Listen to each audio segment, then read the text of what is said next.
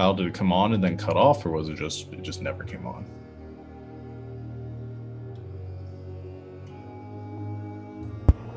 Kyle, did it come on and then cut off, or was it just never? We're good. I got it. I can hear myself somewhere through somebody's mic now. It was mine. Okay. All right. Cool. So, hello, internet. I'm not going to redo the whole spiel because, we'll get it in the recording. But welcome. We're back. I'm going to go ahead and do our recap now, and we will get started. Sorry, like I said before, we're currently in a new area and trying to get things resituated, new setups and all that. So please stick with us. We greatly appreciate it.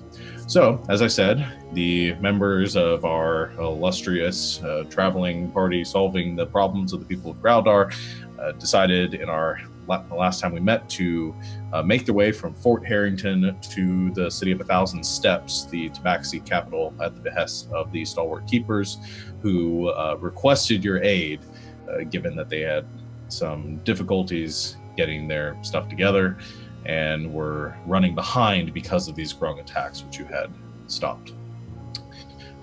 As such, you were offered compensation for your services and sent along your way. Star sort of set off ahead of the group, marking the way, being the fastest one to sort of navigate this pass. You made your way weeks to the south, journeying through the rough terrain of Groudar before encountering or having a strange encounter with a solar eclipse that, after a few days of travel, sort of burned overhead. At that moment, all of you at the same time experienced the same sort of mass hallucination, seeing a vision of a city that sitting on top of a mountain in the center of Groudar, being destroyed in fire and brimstone, and then this vision ending, all of you sort of collectively experiencing this at the same time. Deciding that was definitely weird, you nevertheless continued going, keeping a lookout or being mindful of any similar occurrences. After a few more weeks of travel, you eventually came upon a pit in the center of the forest, in a clump of trees filled with bones. Some of them seem to be belonging to people of varying ages, but mostly children, from what you were able to determine. At the same moment, you heard a shout for help and rushed off through the forest to aid a Tabaxi woman who seemed to be being attacked by a clutch of tree people, which we are now referring to as treeple. You fought off, destroying these animated trees, saving the Tabaxi woman who introduced herself as Orchid, told you that she was a traveler from the City of 1,000 Steps, collecting and sort of gathering supplies in the area. You agreed to help her, and you made camp for the evening. However, halfway through the night, as Lilibet took her watch, she was set upon by this individual who appeared to be more than she seemed, and sort of, as her disguise seemed to fade a bit, she vanished from sight, disappearing into the jungle. At the same time, a strange tree-like creature, similar to what you saw before, but more human-like, carrying a shield and mace, stepped out of the trees, helping you to defeat Orchid, or the person introducing themselves as Orchid, and then inviting you to join them, or accompany them to a place called the Meadow. You made your way there, this sanctuary for tree entities, natural folk within this basin, and it was there that you met the sort of leader of this colony, a towering treant named Uridal, the Sentinel of the Northern Pass. Uridal offered you sanctuary as long as you repaid the slight transgression that you had committed against his people in the slaughtering of, or the killing of, a couple of the animated trees, which seemed to be members of the community. offered you or asked you to take care of this Oni, as he identified this creature that you learned Orchid to be. Asked you to seek her out, destroy her, and make the Farcomer's Pass safe to travel once again. As you settle down for the evening, that is where we ended our session, so that is where we will pick up today, as all of you are resting in whatever area of this clearing that you wish, settling down for a long night's rest. Eventually, the sun crests overhead. You all wake to the bright sunlight entering in through this clearing. The tree folk, these animated plants, meandering their way to and from as they have the day before. What would you like to do? I have a note here that apparently Sidel needs to make another roll to see what the tune she was humming, the Oni was humming, to see if he remembers what it was. Okay. Good note. Thank you for writing that down, because I had completely forgotten, just like I said I would. You can, if that's what you want to spend your morning doing, Sidel, sort of meditating on that, trying to figure out what that is, what the song was. Yeah, just because I figured my mom was an elf, so maybe I might know that tune if it was of elven background. Okay. Make me a history check.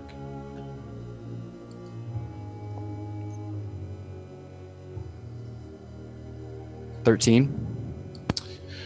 13. Okay, so you settle down for in the morning as you come out of your sleep, as you're messing with your gun, cleaning it, getting yourself ready for whatever the day might have in store.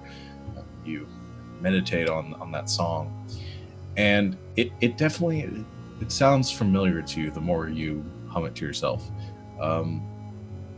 Sort of like a lullaby, a nursery rhyme that you might have heard at some point, but you don't remember the words. It does sort of strike you as something you might have heard in your childhood, though. Okay.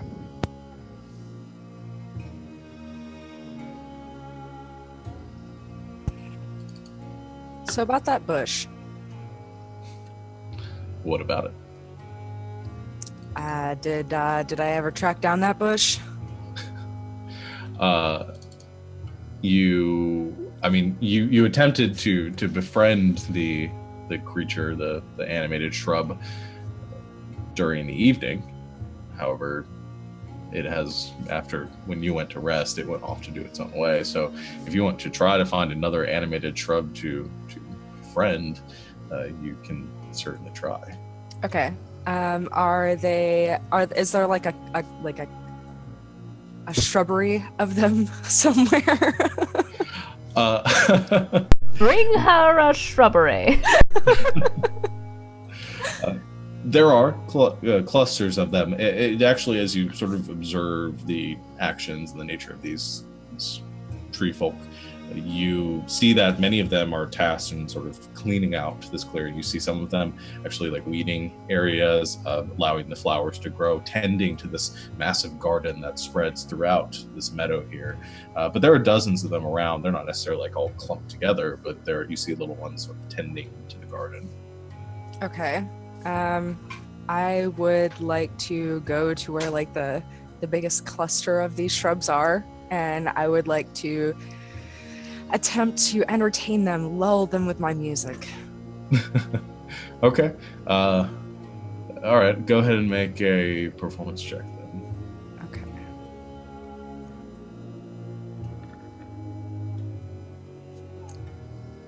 Okay. 11? Or do I have advantage on that? You don't have advantage on it. Okay, so 11. 11. You begin to play to these creatures, but your music typically is it's more of an acquired taste. It's a little harsher, kind of more rock and roll. These creatures are a little bit more country, and they don't seem to enjoy it quite as much. You actually have a small little shrub there that after a few notes on your guitar as you approach, actively recoils from the music and kind of scatters off through the plants and no. makes its way away from you. And most of them seem to be avoiding you while you're playing. It's a little jarring to their sensibilities. Oh man, so clearly I need to befriend a rock then. You could certainly try if you find an animated rock to befriend, or there are plenty of rocks on the ground. You could find a pet rock if you wish. Oh my gosh. Might get awkward if you branch into heavy metal. Yeah. But yeah, that's your experience that morning trying to befriend the shrubs. In a fancy setting, you might be able to find some bluegrass. I'm gonna need you to stop. Like, just kind of like reel it in, just a smidge. I know we've been gone for a week and everything, but 1d4 pun damage, please. Yes. So, Sean, it took Sarah? It took us a couple hours following our treeple friend to get here. Yes. Do we have any sense of which direction we went? I know Lil was looking out for stars markings and we stopped seeing them. So basically I'm trying to get a gauge of where the heck are we? Okay. You, when you were moving through the forest, you were generally following sort of a like a southeastern trajectory. As you sort of reach the end of the pass, you were just at the edge of this basin here when you had this encounter with Orchid and all of that, and there was this large sort of lake beneath you at the bottom of this basin. When you followed the or tree friend, or Sap, as he's been introduced to you, you veered off more directly south from there. So a little bit off track from the direction that Star was leading you, but not too far. As far as like how many miles it was you traveled, it probably took you about 3 hours or so, if I remember right. So, a few miles. Okay. And we have Sap is going to kind of help us find the Oni, right? That's what I remember, sort of. Yeah, the tree ant, Urudal, told you that he would send Sap with you to help locate it if you wished. Okay. That's right. Thank you. It's been 2 weeks, so. Yeah, no, that's fine. Anybody else doing anything? Nope, I'm good. Okay. As you wake and begin to get everything together, and Sadel and Barb doing their own things, eventually sort of all gather back up. You do see after a little bit, there's some movement towards the brush to the northern side of the eastern side of the meadow, and another kind of the trees part and open up, the vines sort of stretching away, making an opening. You see a few small sort of tree folk, these animated trees, push their way through, and accompanying them is a white-furred catfolk, Tabaxi, who's looking rather confused. It is Star. I run up and I just start going it's really you, right? Like, you're Star, right? Last I checked, I was definitely me. Okay, tell me something that Star would know about Lil that nobody else would know. Or, well, yeah.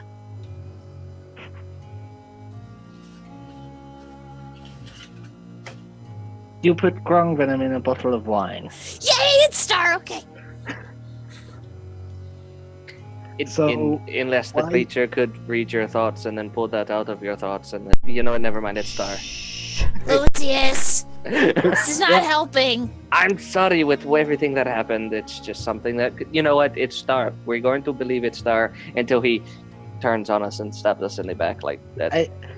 But I was just carving another star in this tree for you guys to follow. You're way behind, by the way, and slightly off track. But then all of a sudden, these things come and pull me away. We had an incident. Sadell made some friends. He did. We met what we thought was another Tabaxi. Apparently it's not. Apparently it's this thing called an Oni, and it stabbed me in the back and almost killed me. And I can't check to see if I've heard of an Oni before. Yeah, you can do that.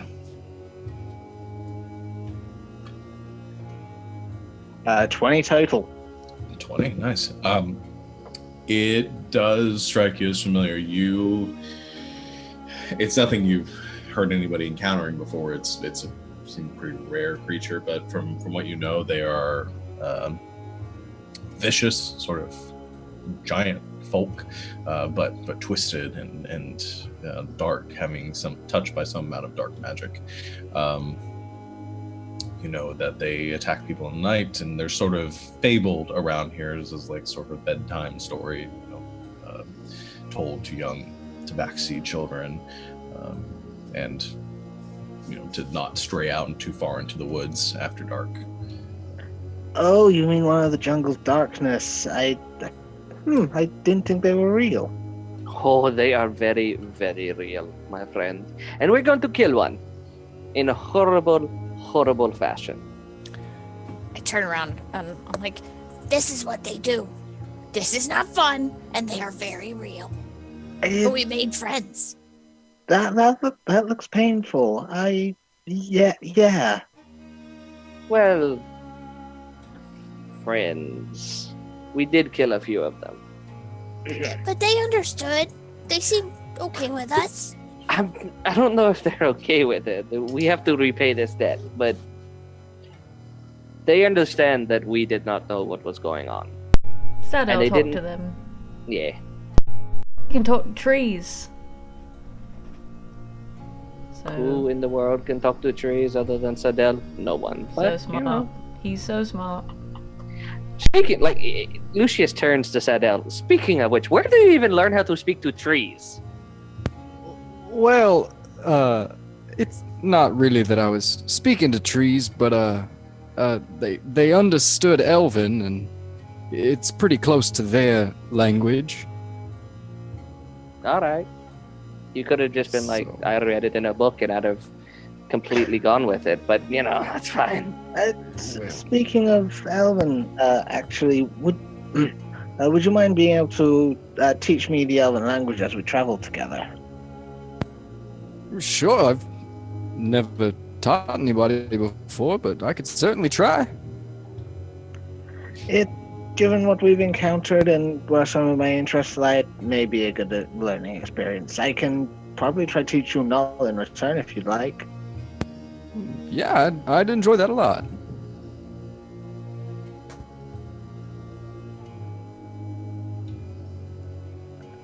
Well, should we go and try and deal with this Oni? Because I know I want some revenge. Is What that? is sap? Oh, I'm completely sorry then. Continue. It's fine. Is that what we're doing? We're killing her, right? I just want to I make know sure I we're all on am. the same page. I mean, I'm going with Lil to kill her. I'm down. She dies, not Right. Lil, the thing. Yeah, not Lil. Thanks We're for gonna- clearing that up. We're gonna keep Lil. For now. No, forever. Forever. I got my eye on you, Lucius. So, I mean, can we track her? Or do we... I mean, I know we want to kill her. I just don't know how we're gonna find her. Pretty sure that's what sap is for. Oh, right. I forgot about Sap. Sap sort of as you're all He's kind of a stick in the mud. Sap looks to you when you say that with a look of offense on his face. Not understanding the language, but understanding the insult. Alright. He's fine. Well, So, I'll follow you guys. Just tell me what to hit. I hit it. Okay, Sidel, can you and Sap communicate well enough? I'll turn to Sam and be like, and because this is the same one that I spoke to, and we were able to like semi-communicate. Communicate. Did I tell you what language he was speaking last time? You probably did. Did I? Savannah's nodding like I did. Well, I mean, I down. wrote it down in parentheses with a question mark because I thought I knew, but I don't know if you did or not. You would recognize the language that he's speaking, Sadel, as Sylvan. Sylvan. Yeah, Mhm. that's one of the reasons you're able to understand a bit what he's saying. Okay. Yeah, I remember you telling me that. Yeah, I can communicate relatively well.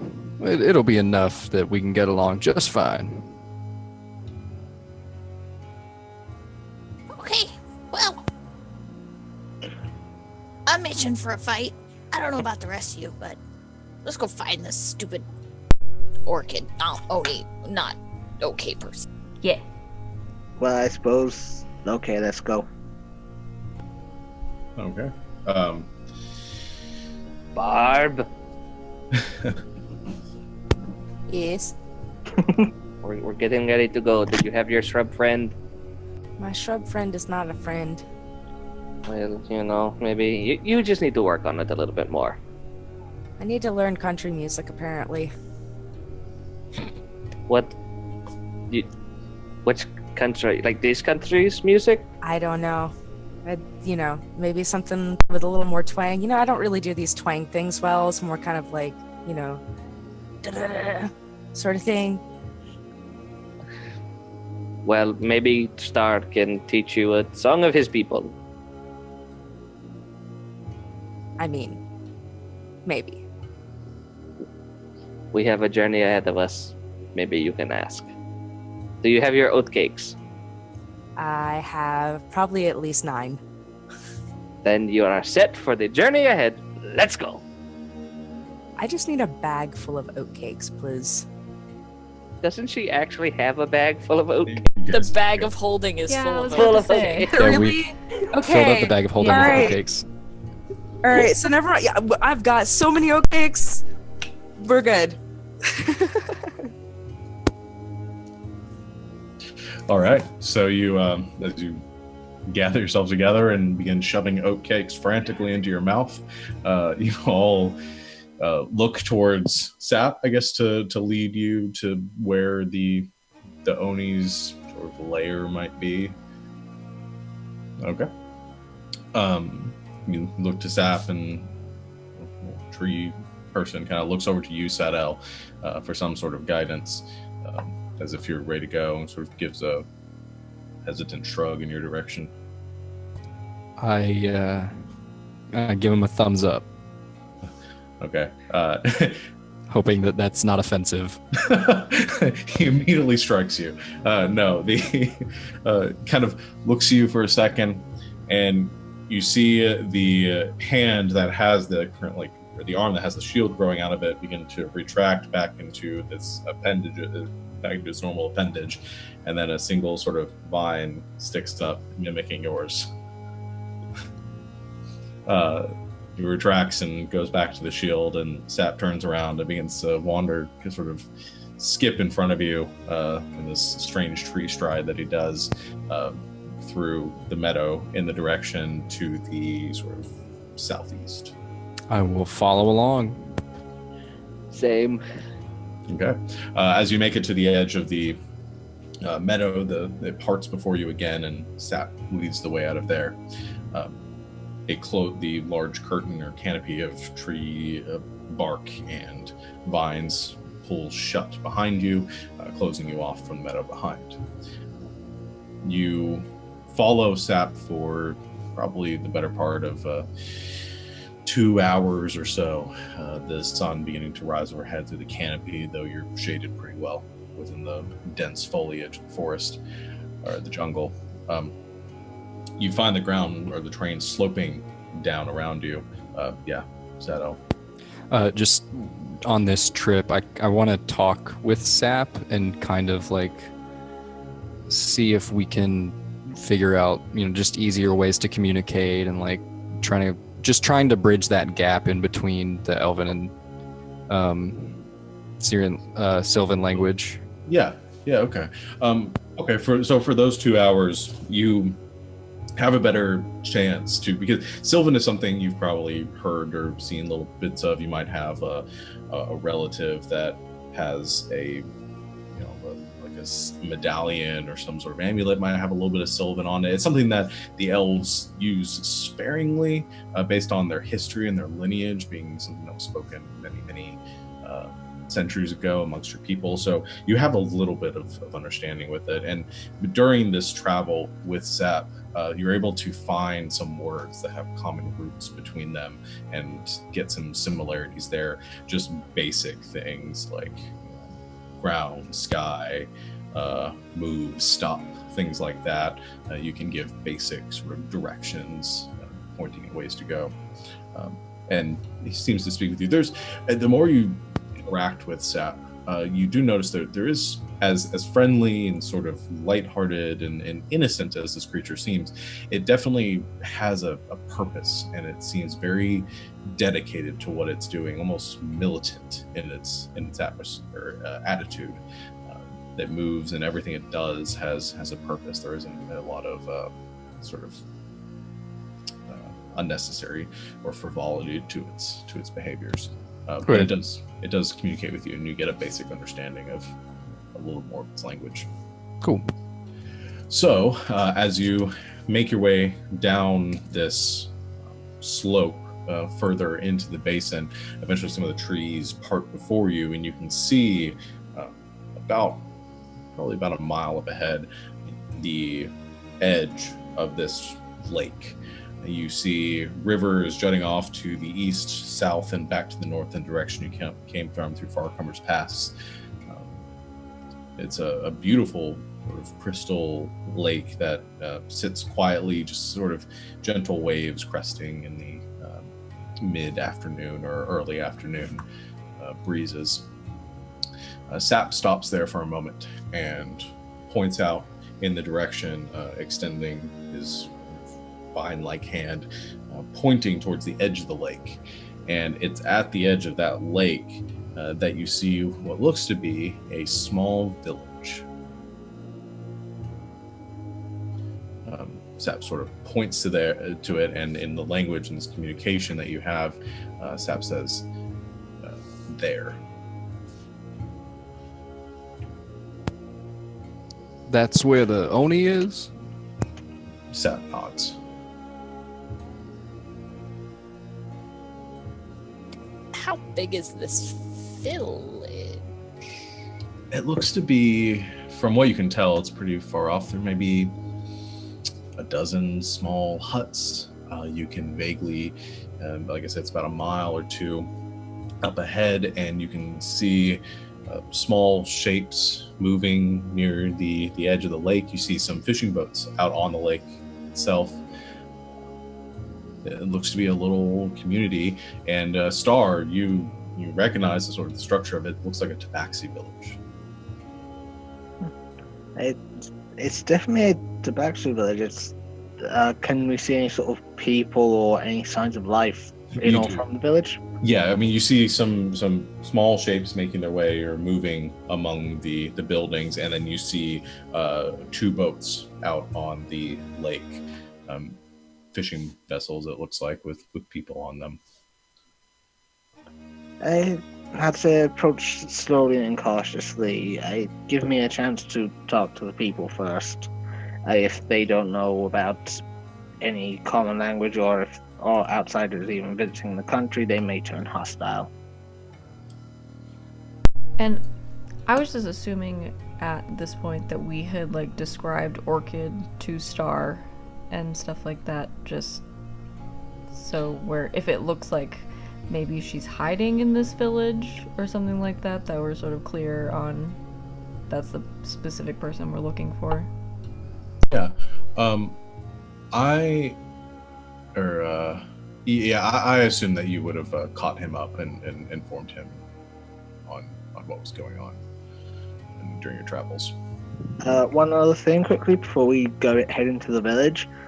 Star has been trying to study Sylvan. Would it be possible for him to take notes on any words he got like a definite translation for as we were traveling the past couple of hours? Okay. Yeah, I mean, if you wanted to kind of work with Sadel and kind of, I guess, observe this interaction between the two of them, and Sadel translating Sylvan to Elven, then Elven to Common, and sort of helping you that way. So yeah, you guys can help each other out.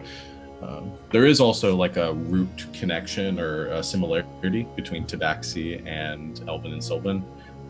They use the same alphabet, and there's a lot of similarities in the language, so you sort of have a little bit of a connection there. It's like 1 degree of separation away from Elven. Okay. So you begin to approach the village at the edge of the lake, making your way down. After probably about half a mile, Sap stops and sort of motions and communicates to you again, Sadel, and says, "Stay," pointing to itself.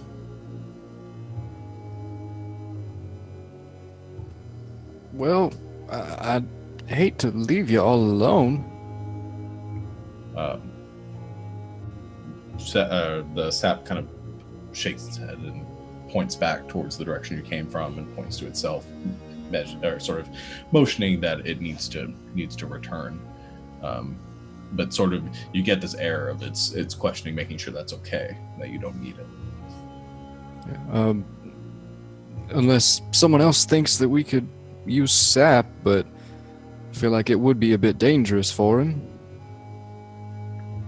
He's an oddity, and more rumors about his kind of people would be strange. Living tree stories are very rare and end quite weirdly. I'll have to tell you one around the campfire sometime. Okay, well then, I don't have any objections to it, so Sap, go ahead and we can always come back and find you if we need you. Okay. Sap gives a nod and begins to walk backwards, and actually walks back into one of the trees and sort of melds into it. And as you're waving to it, it sort of mimics the waving as well as he disappears into the tree. That is a really good trick to have. People are so cool. Yeah. Grumble. We'll get you a pet. I just have to say this, and it's the only time I'm going to do it, but it's the best pun I have ever heard before. When Sap left, someone in chat was like, "He can't stick around." And That was just rather wooden. I want you to ban that person. I'm just kidding. They should just leave. Sounds like they're bored. Bonus points. Continue. I made all the tree puns I needed to earlier in the week. I'm okay. That's amazing. All right. So just gonna adjust the next encounter a bit. Chat killed us. We've got off the pun rail. We're off the pun rail. No, I don't think Sean can see the forest for the trees. Just wait. Just wait. Oh, guys, my parents are calling me home for dinner, so I gotta go. But catch everybody later. Bye. Okay. So as you Village. as you focus, all of you sitting around giggling to yourselves as you make a bunch of shitty puns, you emerge at the edge of this lake and begin walking alongside it towards this village after about half an hour, almost about 2 miles, so close to 45 minutes of travel. You make it to just on the outskirts of this village, and you can see this Tabaxi community sort of thriving among it. You see the sort of fishing industry here, the boats kind of coming up to the shore, unloading their nets filled with a few dozen fish, while a few other Tabaxi come over and begin to gather those nets, dragging them back towards the village, putting them onto racks and gutting them, prepping them. You see small Tabaxi children sort of running amongst the buildings, while parents try to sort of corral them back into the village itself, especially as they see all of you approach, some of them being a little suspicious and wary, retreating back into their huts. Is there anyone sort of on the outskirts of the village who looks as if they are on guard? You don't necessarily see anyone like on guard, but you do see what is probably one of the hunters of the village come stepping out from behind one of the buildings with some of the other Tabaxi you saw before, escorting them and then pointing towards your group. The large, sort of very tall, muscular, brown furred catfolk with a spear in one hand, wearing some leather armor, looks over and gives a nod back towards the smaller Tabaxi escorting them, and then begins to head in your direction. Warily comes to about 10 yards away from you, and in Tabaxi looks towards you, Star, and says, "Good day, traveler. How can we help you?" Good day. We are just on a long journey ourselves, and we're hoping we could stop in your village for a chance to rest and recuperate. We are also hoping we can share some tales and have some good times sharing peace among various peoples. Well, we welcome travelers here in Waterroot. If you wish to stay, we only ask that you do so outside the village. We don't allow travelers to sleep in the village itself. Of course, that is fair. My name is Star Shining Through the Storm Clouds. I am of the Swaying Tree clan. I am Stone living in the heavens. Pleasure to meet you. We are also among the Swaying Tree clan here. Just wondering, did you have any merchants or anyone nearby who would speak a tongue they know is common, just to help with talking and communicating? We don't have many here that speak the common tongue. I know a few words myself, but not many. I know my friend here, pointing to Sadel, speaks our language as well. The others, they may need a bit of translating or some time for things to be explained. We are accustomed to those here that don't speak our tongue. We've had few come through over the years. You are welcome here as long as you do not pose us any risk. Of course. May we stop inside the village for a meal and a chance to put our backs down at least? Of course. You are welcome. Also a member of the Swaying Tree clan. It is good to me. It looks over to the rest of you and in broken common speaks out towards all of you. Be welcome. And sort of retreats back towards the village a bit, seeming to be a little more relaxed since with Star, you being able to speak to him and also being a member of the Swaying Tree clan. Sadel, you obviously understood what was happening there. The rest of you, all you heard was be welcome. So a quick thing, always be polite, always be courteous to everyone. If they get offended, stop prying and just leave. That's good to know. Sean, while this was all going on, Lil is just scanning for Orchid. Okay, yeah. That's what I'm doing, because I don't know, A, what they're saying, and B, I want some revenge, and I'm not a happy camper. And then I look to Star. Star? Since we're here looking for one that may look like them and they may not know is something else. How's that gonna go over if we start attacking someone who looks like a Tabaxi and they think maybe a Tabaxi but isn't. I've been thinking about that.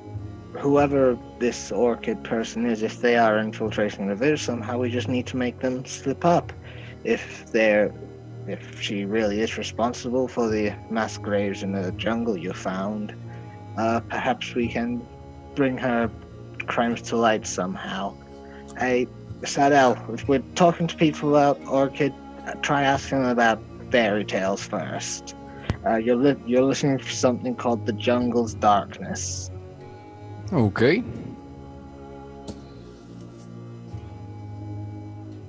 And then I sort of lead everyone to sort of a center point in the village, sort of finding sort of a clear bit of ground that isn't occupied to just sort of set the bags down on, sit on the floor, and sort of get food out. Okay. A few members of the community, as Stone makes his way back towards wherever he was coming from, back into the village, you see other members of the community coming out of their homes and looking out at all of you as you pass. A few of the children kind of trying to come out and get a peek through the windows, but you're able to enter the village and put down your things and get out some provisions. So, are you guys approaching any of the Tabaxi, or what are you doing? There are plenty of them around. I'm gonna see if there's anyone who looks like they've got goods or are trying to sort of settle trade. Okay. Anybody else doing anything? I'm just scanning faces. Yeah, I'm gonna kind of see where Star goes and go in the opposite direction, try and cover more ground. Okay. I'm just literally following Lilibet around. Like, maximum 5 feet away at all times. Well, I'm sitting at the picnic blanket, so I'm not going anywhere. I'm just sitting there. I'm following Star. And before anything happens, he kind of leans over to Star and he's like, I know we have a few more days or weeks of travel. I would love to learn your language. Since we're going to be here, might as well, right? So if we have time, would you be willing to teach me? I'm sure we can fit something in. Just, I'll try to lead you through some of this conversation here. That would be appreciated. Okay. I'll have a little bit. You make a perception check, and then we'll get to what Star and the rest of them are doing as well.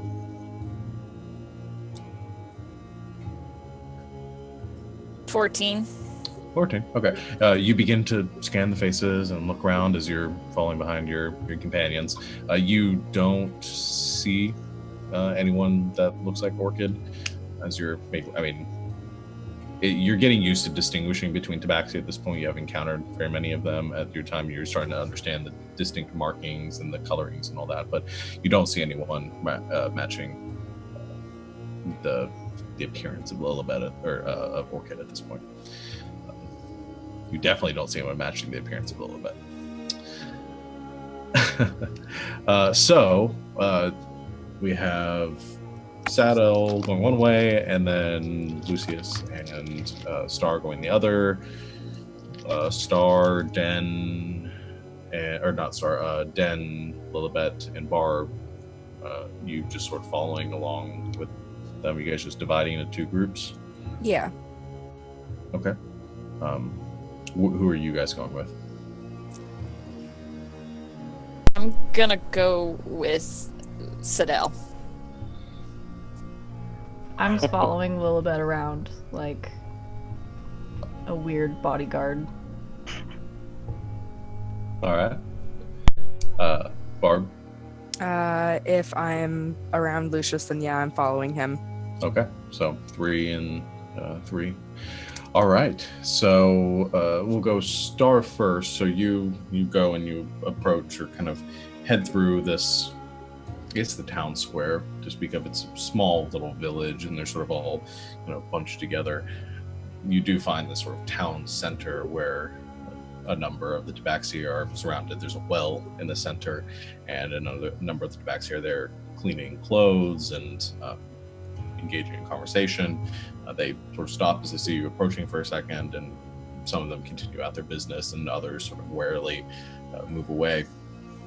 You do see what looks to be a little bit larger hut with a porch on the front of it. You see a number of oddities and little pieces of colorful stone and metal works and other little odds and ends look to be collected, all sort of gathered outside of it. And there is a older looking Tabaxi man sitting on the stairs there, sort of polishing what looks to be a relatively rusted dagger. Kind of looks at it for a second, polishes it some more, sees you approach, and gives a nod in your direction. Speaks out to you in Tabaxi and says, "Don't see many travelers around here. Welcome." I'm pleased to be here. I've been traveling for a while, and to be honest, I've been away from the whole land a bit. I apologize first. My friend here wishes to learn the language. I just may try lead him through some of the conversation, if that's all right with you. Well, speaking a bit of common, then. Mm-hmm. I've picked up a bit here and there. I should be able to help out a little. All right. So, what is it that you need? This may seem an unusual request, but a small bit of information, if you don't mind. Sure. I travel a bit. I know a thing or two about a thing or two. My friends here are very interested in myths, legends of the lands, the stories. There are some they've come across that they're curious about. The dancing lights, ladies of the woods, and what was the other one? The forest's darkness. All popular fairy tales amongst the children here. What is it you need my help with? From what I've learned, everywhere sort of varies the story slightly depending on what's around. I've heard one fishing village called the Forest Darkness, something that lurks within the lakes and rivers. I was wondering what this village's representation of it was. My children have long grown and left, but we have, when I told it to them many years ago, we spoke of it as shadows in the forests, told them to stay close, not to wander too far. In reality, we were more afraid that a snake or something would get them, but it was an easy way to keep them at home. That's all I can really say. I'm just having a fair look around the shop as well as we're talking, just if anything catches my eye, anything unusual, sort of strange for Growler or sort of this kind of area, if that makes sense. Okay. As you're looking over it, and it's less of a shop than it is just kind of a collection of junk on the outside of this, kind of on tables and hanging from areas around the porch. Go ahead and make an investigation check.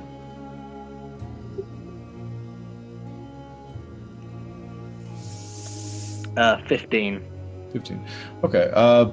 Based on what you're seeing while you're carrying on in this conversation, none of it is too odd or strikes you as too strange. Most of it looks to be things fashioned by Tabaxi and Tabaxi craft. There are a couple of pieces that look like they probably came from trade being brought in from outside of Growlar.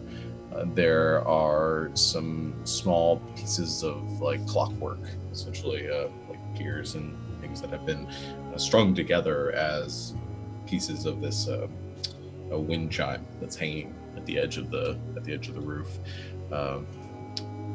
And there are a few other pieces here and there, mostly rusted bits of metal, pieces from bits of armor, or like I said, just random pieces of clockwork or wagons and things like that. these wind chimes here, they're very interesting. I've never seen any quite like that. Oh, well, I've acquired a number of different pieces from traders that have come through the past. We don't see as many now that the roads have been blocked off. We haven't seen a traveler from Fort Harrington in many moons. But I can. That may be changing soon. My friends here actually came here for starting from Fort Harrington themselves. They're here as an emissary actually to go to 10,000 steps. Oh. I figure I may help them learn as much of the culture and of our people, of course, as we can on our travels. Hence why we decided to stop in the village. Well, that's interesting. Anything I can do to help, and glad to see that we might be getting some business again. So that's good to know. What kind of thing would you expect for one of these wind chimes? The first thing I have to put on the table, I know it's not much, but I have a singular dose of a giant spider's venom.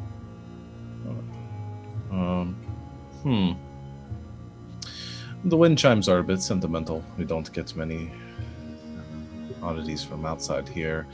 I don't know if I'd be willing to part with the wind chimes for that, but I could give you one of...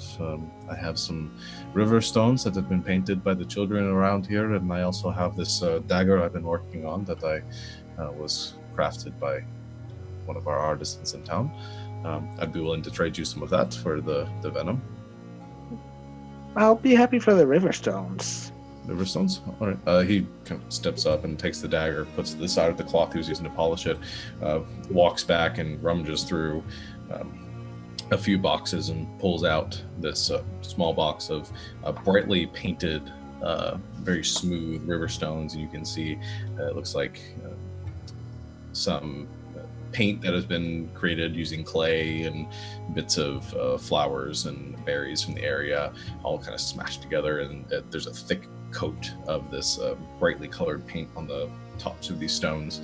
Most of them depict like suns and clouds and other like bits of nature. One of them looks like a more talented young student tried to paint looks to be a lion on the front of it, or some other sort of wildcat. But they're nice. But he kind of holds it out to you and says, "You can take I'll trade you for the venom. You can take as many of those as you like." I'll take 6 of them. All right, then. One other question as well, and I just quickly swap back into Tabaxi here. Has Bird been around recently?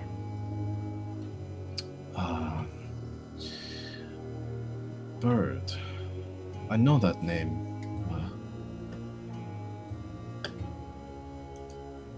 Is he from the Thorn Clan? The Sharp Thorn. The Sharp Thorns. That's right. I haven't seen him in a few years now. Well, that suits some of my needs. And we talked about the fairy tales. Now I just need information. All right. Our journey here is a bit more serious. Anything on disappearances you may have heard? Disappearances? Why would you be interested in that? Started up north apparently a while ago. First, a child who was visiting the fort disappeared with her mother, then one from a village from their farms further south. We followed the rumors to here, and we may as well try find what we can before moving on.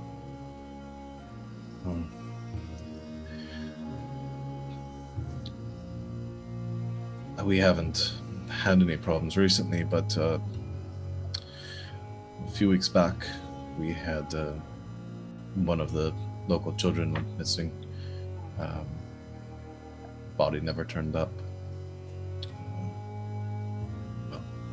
His mother was distraught.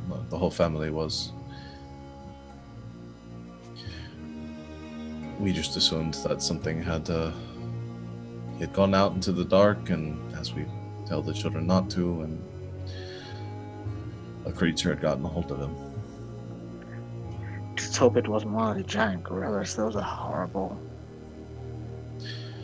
Yeah. Hey, thank you for your time. I sort of pass in a couple of gold pieces as well. Okay.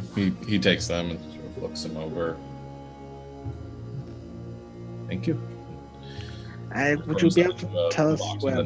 Oh, he kind of takes them and throws them to the box with another like bit of colorful rocks and stuff. Looks back to you. Would you be able to tell us where we could find Bobby's mother at this point? I know it may be a painful memory for her, but if we're to put a stop to this, we need as much as we can get. She lives on the northern edge of town. Can't miss it. It's the last hut at the northern edge of the lake. Her name's Breeze. So she may be willing to speak with you about it, but I can't make any promises. I thank you for your time. May the moon shine fondly on your business. Thank you. On your travels as well.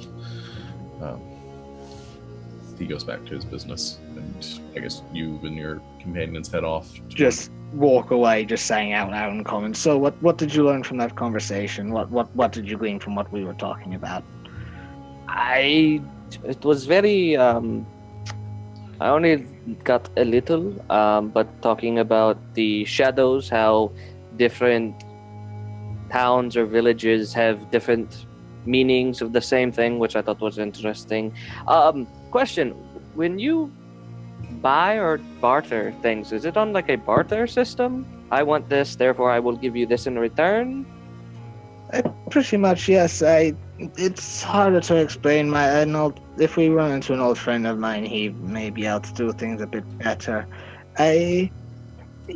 Trade usually depends on what's needed and what's required. For example, somewhere where the giant spiders are quite common, the venom like that could be used to make an antidote, so it would have been a much more valuable resource. Okay, I get it. I'm learning. I'm starting to get how all of this works. You switched completely into Tabaxi there, and I lost everything, but that's fine. I needed to try catch him off guard about something, but I think I have the information we need to carry on. So, has she been seen in the village, or any rumor about it? No, but they're the right source of rumors in the village, and from what I've heard of a disappearance recently, we may be on the right track. Well, one is bad enough, but if it's a start, we might as well check to see what's going on. Let's go and eat our lunch first. Perhaps we can get some more of the children to talk to us. I'm following you. So just go back to our stuff and chill and eat. Okay, so we have the rest of you heading to the other side of town. Saddle, you're sort of leading the way, and you head off towards the sort of eastern side where the villages or the huts become a little more scarce. You see there's a cluster of them, so the last little bits near the edge, and then there's one hut that you see sort of separated from them about maybe 100 yards away, out towards the forest. There are some children playing in this area, and some other Tabaxi kind of carrying about their business, tanning some leather and doing their day's chores. What would you like to do?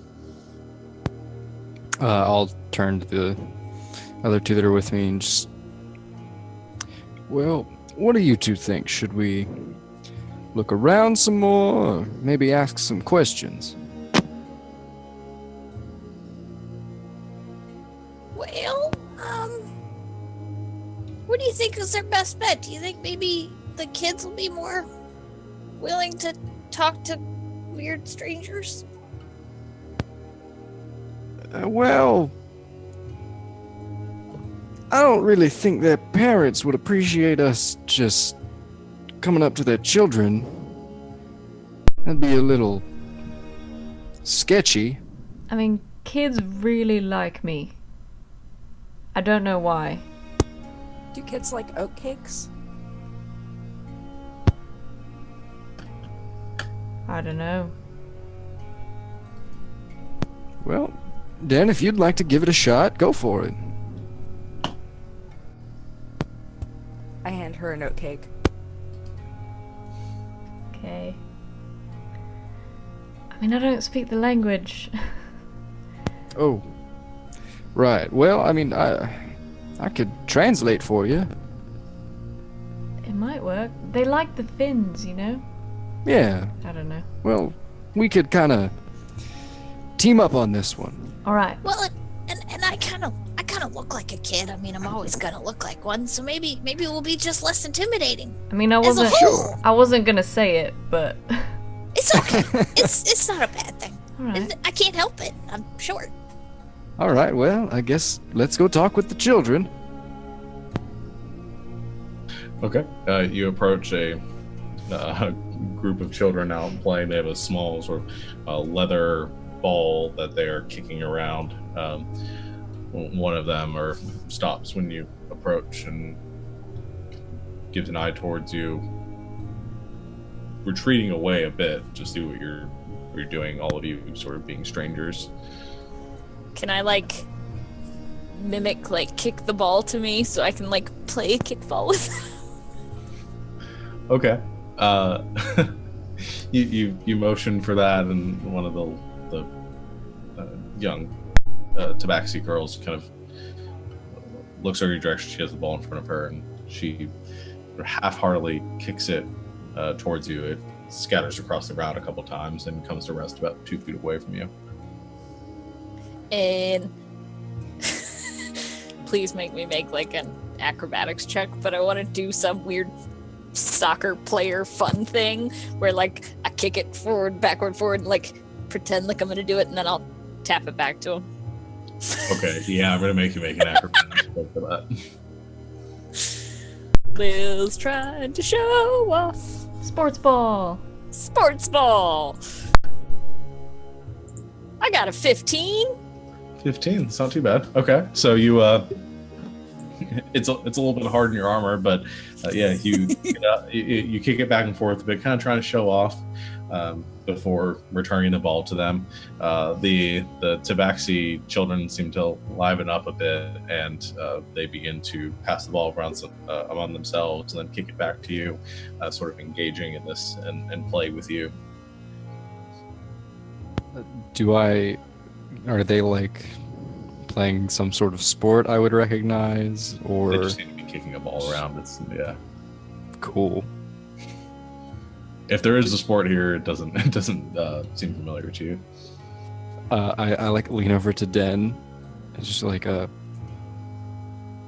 have realized that I don't really know how to talk to children. Oh, that's alright. I kind of like kneel down a little bit, so I'm not taller than all of them. Not that I'm that tall, No. but about a little bit size. And if I can catch a kind of a break in the kickball, when I don't know, maybe they're stopping a little bit. I just kind of, hey. Okay, so you find a moment where actually one of the boys kicks the ball and sort of kicks it off to the side a bit. It gets away from him, goes scattering off about like 10 or 15 yards away, and has to go chase after it. You take that moment as the little girl who's playing stops to take a breather. You catch her attention, and she looks over towards you and gives kind of a half smile as she walks over towards you. Sado, just say what I say. Okay. I try to talk, even though I know she doesn't understand me. I'll try to talk like directly to her. Hello. Hello. For the sake of this conversation. We're doing this. Yeah. Repeat everything I say. Commit to the bit. I'm Den. This is Sadel. He speaks your language, so he's gonna help me out. And this is Lil. What's your name? She, after Sadel finishes speaking, she says, "My name is Winter." Winter. Well, that's lovely. Do you mind if I ask you something? She kind of looks back as the other boys, or the two boys she was playing with, begin to play with the ball. And kind of like, it was still with a little bit, and looks like she wants to play, but looks back to what she says. "Oh, okay." Listen. We're looking for a friend of ours.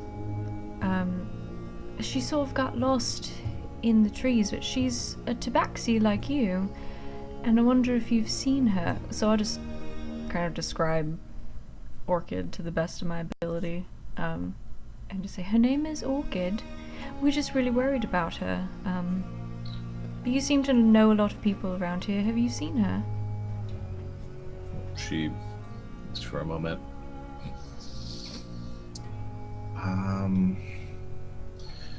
No one like that's been here.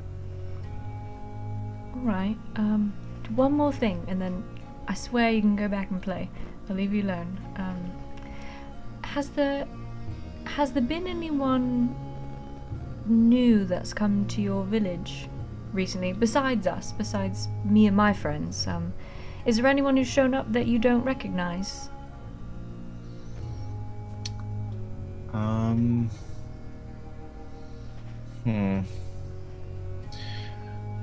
Not lately, no. No? Do you get a lot of visitors? No. No. What about... I'm sort of looking at Stella, like, what did Star call them? The darkness... The jungle's darkness. Jungle's darkness. I heard it's a bit of a scary story. Do you know about them? She kind of, her eyes go wide a bit, and she says, yeah, Mom told me about them. What did she tell you? And not to go out after dark, be back before the sun goes down, don't go into the forest by myself. Alright. That's good advice. You listen to your mum. A friend of mine went missing a while back. They took him. Who's your friend? Mist. Mist. You said the darkness took him. Yeah. When was that? Was that just a couple of days or? While ago. While ago. Time ago. Yeah. He was nice. Right. Well, I'll tell you what. My friends here are pretty good at finding people, so we'll have a look. And we'll see what we can do. But thank you for talking to me. She kind of looks at your armor and like the weaponry a bit, and looks over all of you and says, "Will you kill it?" The darkness, you mean? Yeah. We could try. Okay. Thank you. Yeah. Can I go back and play now? You can definitely go back and play. Thank you very much. Okay. Bye. Bye. And she goes back and begins kicking the ball around again.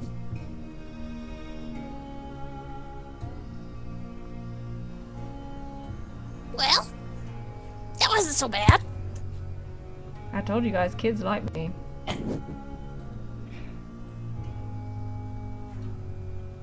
Anybody else hungry? Yeah. Yeah. Okay, well let's go. Let's go and see if anybody what everybody else found out, and then let's go see if we can. Because I'm worried that maybe Orchid can not only shapeshift into the one shape. Maybe she can do multiple looks, I guess.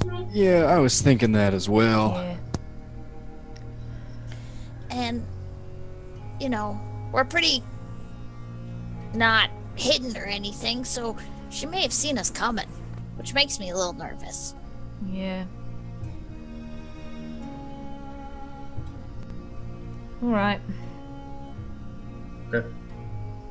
So you guys all sort of gather back together in the center of town where you put all your belongings down to eat. You see Star and Lucius and Barb are back there now, and they're all eating again.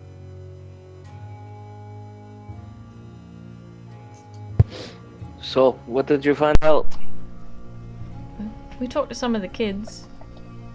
That's good. They probably had more information than anyone else. Yeah. One of the little ones, Winter, the one that's really good over there with the ball, right? Said one of her friends had gone missing. And that the jungle's darkness took him. He kind of points to Star. Didn't we have a name of someone whose kid went missing a while ago? You are muted, good sir. Who cast silence on me? I'm so sorry. I was trying out something new. Breeze, she lives on the northern edge of town. I was going to pay her a visit after we had finished eating. Yeah. Maybe these two people are connected. It's possible. She said the kid's name was Mist. So that sounds like a family to me. I don't know. Breeze, Winter, Mist. Yeah. It does. But yeah. She didn't know much about it, but they're supposed to stay inside after dark and all that. We tried to reinforce that in them, but Definitely for the best, but you do get no more curious, or if some of the things you've told me are true, she may have a way of luring them out of their homes. yeah. Sean, Yes. because my brain is a little slow today. So when we went to go and find the kids, you said there was a hut a little further out. Yeah. Let's reach for some questions here. Did it look newer? Did it look older? Did it look shabbier? Does it look the same? And I'm just reaching for something. It looked a little maybe older. Okay. I mean, based on you didn't get a very good look at it. You didn't go up like inspect it, but the doors were closed. Mhm. There were no the windows along it were there were like coverings on the inside of them. There was no, you couldn't see inside. You didn't notice anybody moving around in there. It looked maybe not as well maintained. It probably hadn't been cleaned as thoroughly on the outside or as treated as well on the outside as some of the others. Okay. Which direction was that?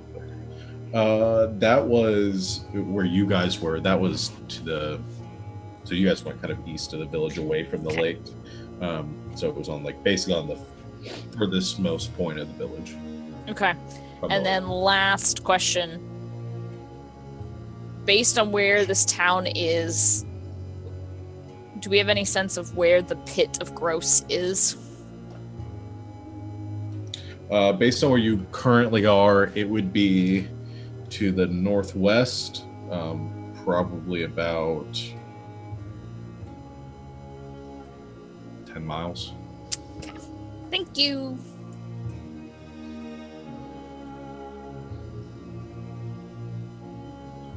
So what are we thinking?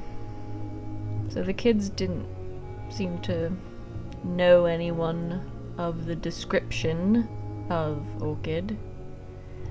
I didn't think description would work. If she can shapeshift, she can probably hide her appearance any way she wants. Yeah. I was going to go talk to Breeze on my own, if you don't mind. no offense, you may unsettle her.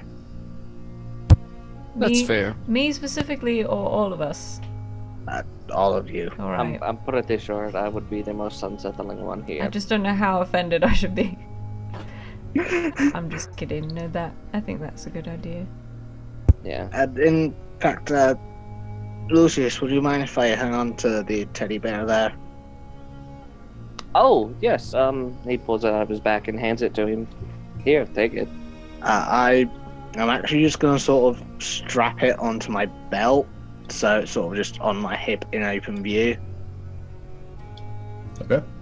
I will try and talk to Breeze. If anyone tries to talk to you, if you get any information, just try to be free, open, polite.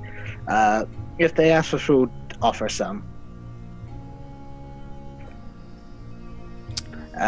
You have to show that sort of mutual hospitality here. They're letting us stay in their village, so we must do the same for them. Oh, and one last thing, and I pull out 5 of the river stones I bought and give everyone else one of them. Apparently these were drawn by the children in the village. Just a little keepsake. That's so nice. I like it. Yeah. Okay. Star, so you're heading over to the... I'm gonna help find Breeze's house. I just Okay. make sure that we've given him all of the relevant information, like the kid's name that we got and everything, before he goes away. Okay. So you give them that information. Star, you begin making your way to the northern side of town, following the curvature of the lake. You find the northernmost house there, and walk up to the front entryway. You knock on it, and there's some shuffling inside, and the door sort of creaks open a bit. You see the half the face of a Tabaxi woman sort of poke out the side. She says, "Yes, can I help you?" I apologize for the intrusion. My name is Star. I just wish to talk to you briefly, ask some questions about the village and things that may have happened. I'm on a bit of an investigation, you see. She kind of looks you over for a moment. She looks behind you. All right. She opens the door, sort of invite you in. As she does, you see her eyes sort of flash down to your hip, where you have the animal currently. She freezes there for a second. She looks back up at you. Where did you get...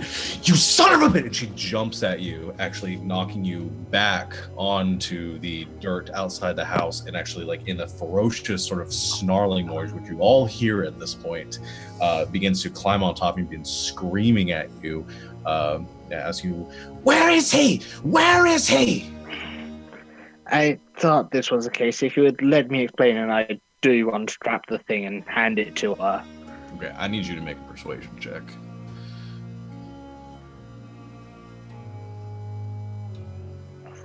Ah, 3. Okay. You hear the sounds. Okay. You hear the sounds of the villagers begin to kind of rush out of their houses. All of you hear this as you're beginning to eat in the direction that Star just went. And people begin to come out of their houses and go that direction. She actually rears back and slashes at you with her claws. She hits. She rolled really well, and that's only 4 points of slashing damage. I just take it, not resisting at all. Okay, you feel the cuts kind of the claws sink in across your face, and you can feel the heat of the strike, and she just continues. You see like tears beginning to stream down her face as she continues to sort of shake you and yell at you, screaming for you to tell you where he is. As that passes, you see a group of other Tabaxi come rushing in, come up to her and begin to pull her away, question her, some of the older members of the tribe saying, "Are you okay? What's happening here?" And I'm still sitting on the ground. I don't stand up. She begins to scream. He took my son. He has it, and she just begins to like sob as she looks at the stuffed animal you currently have at your belt. I unstrap it. Okay. I give the bear to one of the villagers and just say, "Would you mind handing this to her?" Okay. What are the rest of you doing right now, by the way? So we heard her freak out. You heard essentially what sounded like the snarl of a panther, and some yelling in Tabaxi. From the direction that Star went in. Star just went, yeah. I look at Sidel and goes, Can you tell what they're saying? You're making out. Sado, you can basically make out somebody shouting, "Where is he? Where is he?" I can hear someone shouting about where is he? Like they're looking for somebody. I'm gone. I'm running. Yeah, he's done. Okay. So you all come rushing up as they begin to, and as you guys come around the corner, just as Breeze is being pulled off of Star, Star's kind of laying on the ground. You can see a bit of blood soaking into his fur. He hands the stuffed animal, or you hand the stuffed animal to somebody, and they take it from you, and you see them looking at you with suspicion, and some of them almost bordering on hatred at this point as they stare down your direction. And Breeze just continuing to weep. One of them actually, or a few of them, begin to draw weapons, sort of out in anticipation. As Sadel approaches, I just ask him to say where they found the stuffed toy. Well, we found it back in the woods about 10 miles back.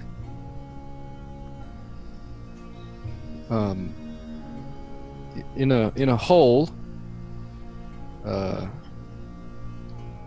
where there were bodies.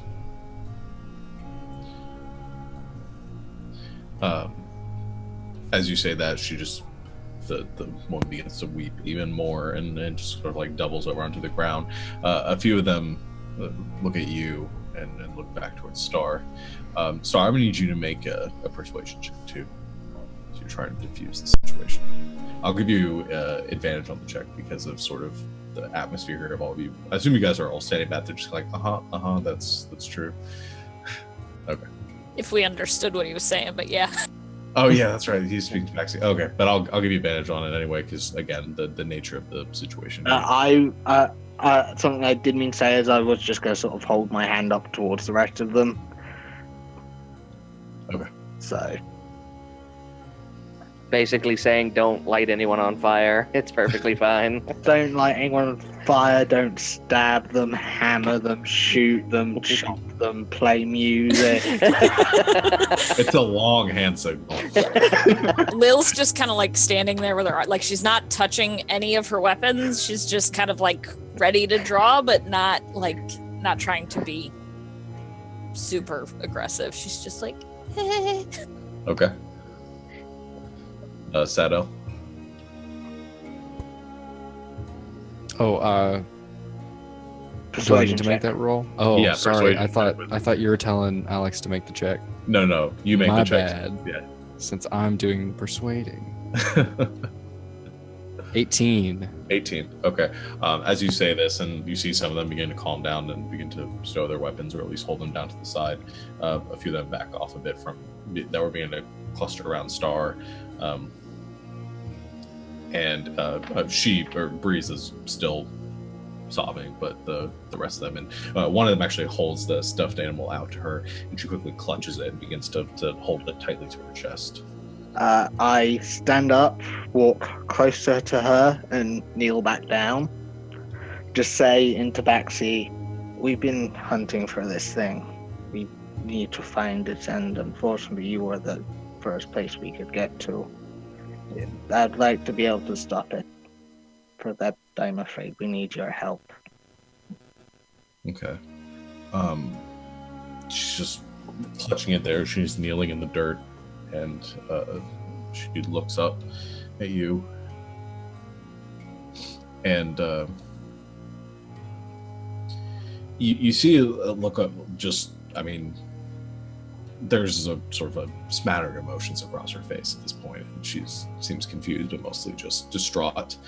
And she shakes her head. She says, I don't know. He's gone. He's gone. And she just begins to repeat that over and over again. It's fair. I won't pry. We won't take up your time any further. I just look up to the hunter and thank you for letting us stay in the village. We have a few things to gather. Then we'll be heading off. Lucius, sorry, are you?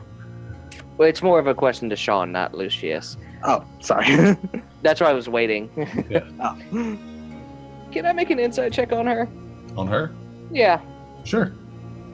because we've been burned by people we thought were Tabaxi before. 9. 9. Okay. It's hard to see anything through the grief. She is a hard sight to watch. Gotcha. One of the Tabaxi, actually Stone, who met you as you entered the village, comes up to your group and actually just kind of comes up to all of you, gets very close and says, "We need to talk. Follow me." And begins to motion for you to follow him a little bit away from the building at the current group of Tabaxi gathering around Breeze. Star, are you okay?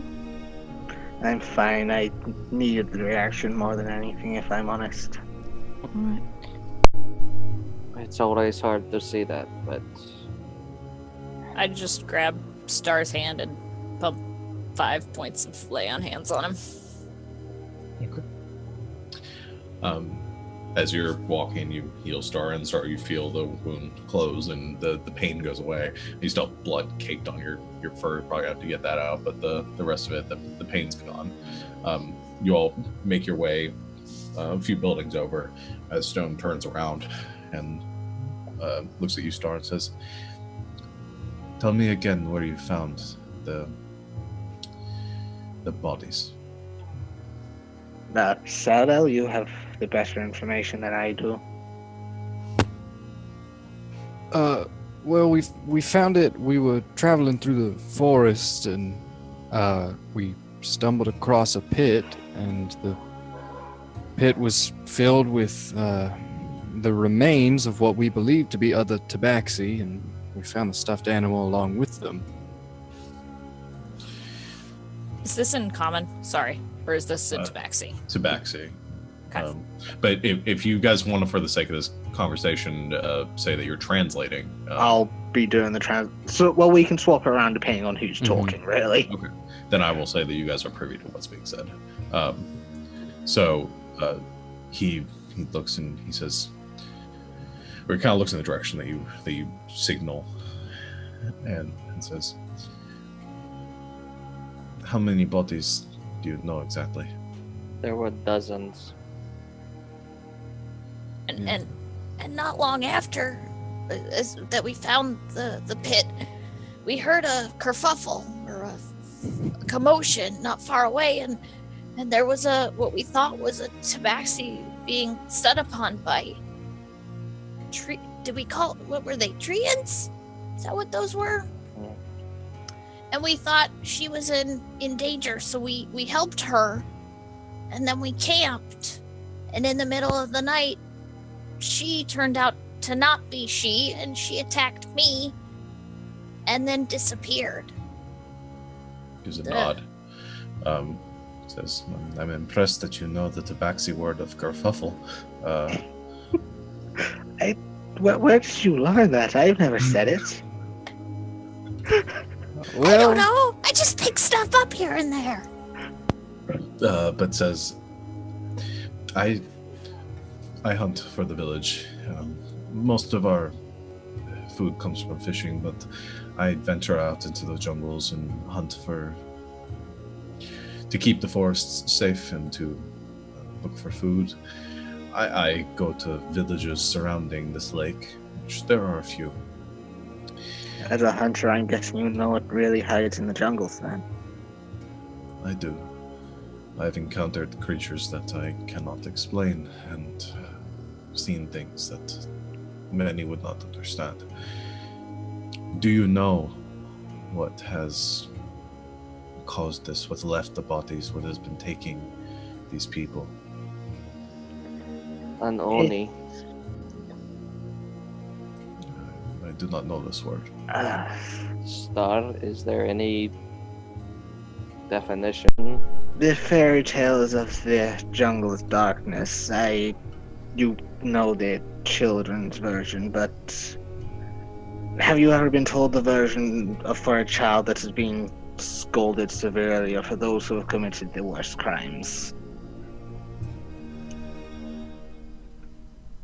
I know that many of the fairy tales that we tell are warnings of things that lurk out there. The closest one to the Oni would be... I'm not sure. It could either be a deceiver of some kind, or an essence of viciousness.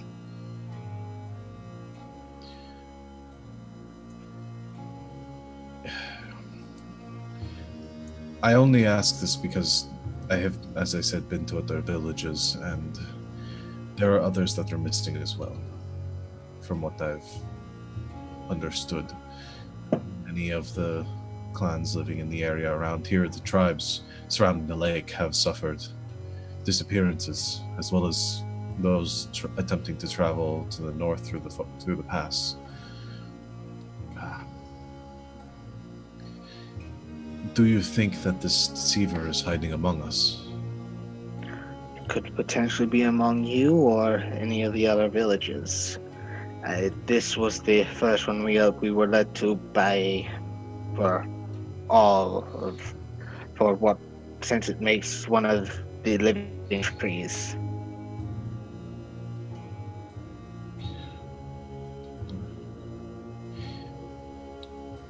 There is a man at the edge of the town here. His name is Mud. He's lived here for many years now.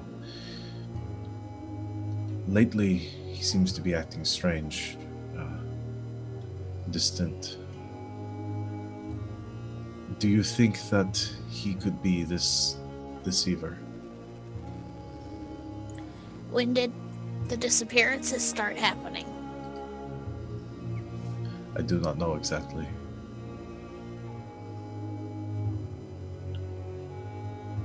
Well, it's worth us going to talk to him. If he's been around a while, he may even know more of the subject.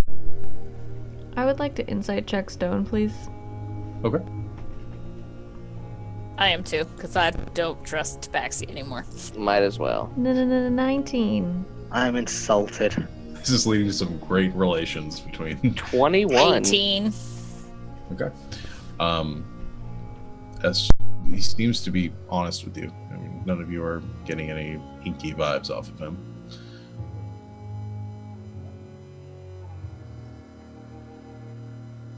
We really are sorry that we brought such unfortunate news to your village. But we hope to help stop any future harm. Thank you. If I can help in any way, let me know. I'll speak with Breeze. Please do just make sure she's okay. For what it's worth, try keep the word of what's happening down. If it knows we're here, it could make its gets away. Okay. Can I just describe Orchid and say this is who appeared to us, and ask him if he's ever seen anything similar, or maybe describe the markings and maybe they will sound familiar. I don't know.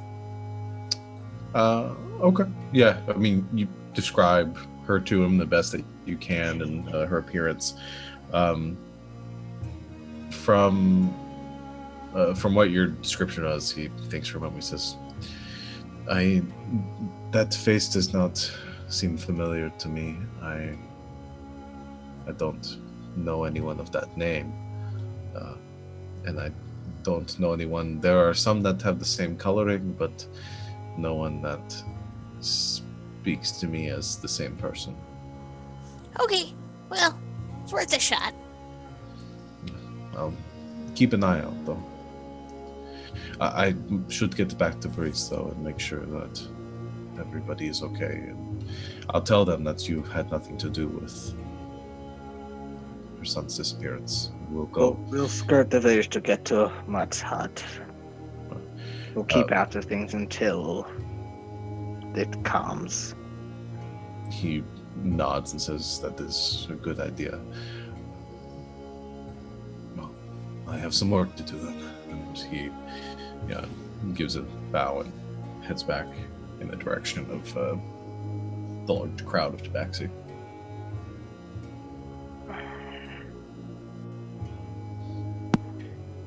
Let's go out of the village and round. Yeah. It's best not to be here at the moment. Okay. Guys, that was the hut we saw when we met the kids. Was it?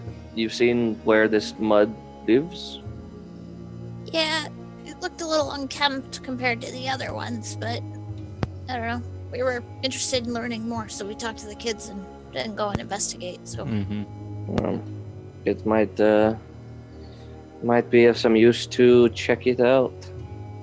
If anything, this mud could know what's been going on, which is why he's been hiding for so long. it's worth a shot. Just be on your guard, guys. Especially now. Okay. So you begin heading towards the far side of the town, the easternmost edge of the village. The sun is beginning to set. It's reaching sort of later in the day at this point, as all these conversations and all the travel is taking place. You see the Tabaxi beginning to return their home, and some torches being lit throughout the town to provide some light as you make your way towards Mud's hut. And we'll go ahead and take our break right here. So we'll be back. Sorry, I'm about to sneeze right now. You can hold it off. Okay. We will go ahead and just take a 15-minute break. Sound good to everybody? Back here just before past. Cool. Sounds good. All right.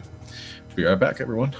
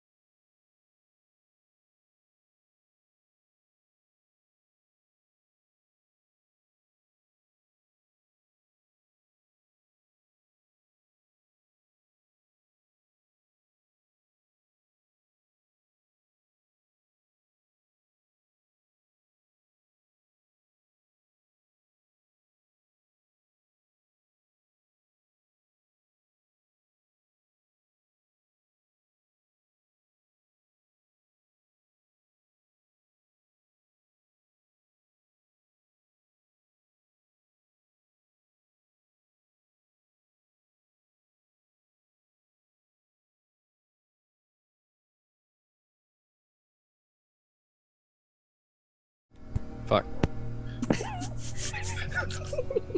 Welcome back. All right. So, is anybody else hearing that hissing? Yeah. Yes. Yeah. Let's go So- now. I called attention to it and left. All right. It's whatever's hiding in the closet behind you. Yep. It's gonna be like paranormal activity up in here. It's just gonna like the last thing. Okay, so as we left off, all of you were, as the sun was beginning to set, making your way to the eastern part of town to go over to the hut of the Tabaxi known as Mud. As you make your way to the edge of the village, you see the hut that a few of you saw earlier, sitting just in the outskirts, kind of about a little older looking, about the same in size and shape as all of the others. However, the doors are currently closed. The windows are covered from the inside by what looks to be like curtain of some sort, and there is no light coming from inside of it. Knock on the door. I'm gonna walk around the back and see if there's a back door. Okay. Yeah, I'm gonna follow Lil and see if one, there's another entry, and two, if there's anything like out of place, in the surrounding area. I would like to stay with Star so he doesn't get punched in the face again. So Miami Vice goes around to the back of the building in case the perp decides to flee through the rear of the residence. Okay, well, the rest of you stay at the beginning to breach. Star, you go up to the door and you rap on it twice. You hear the hollow knocking from inside. A few moments pass.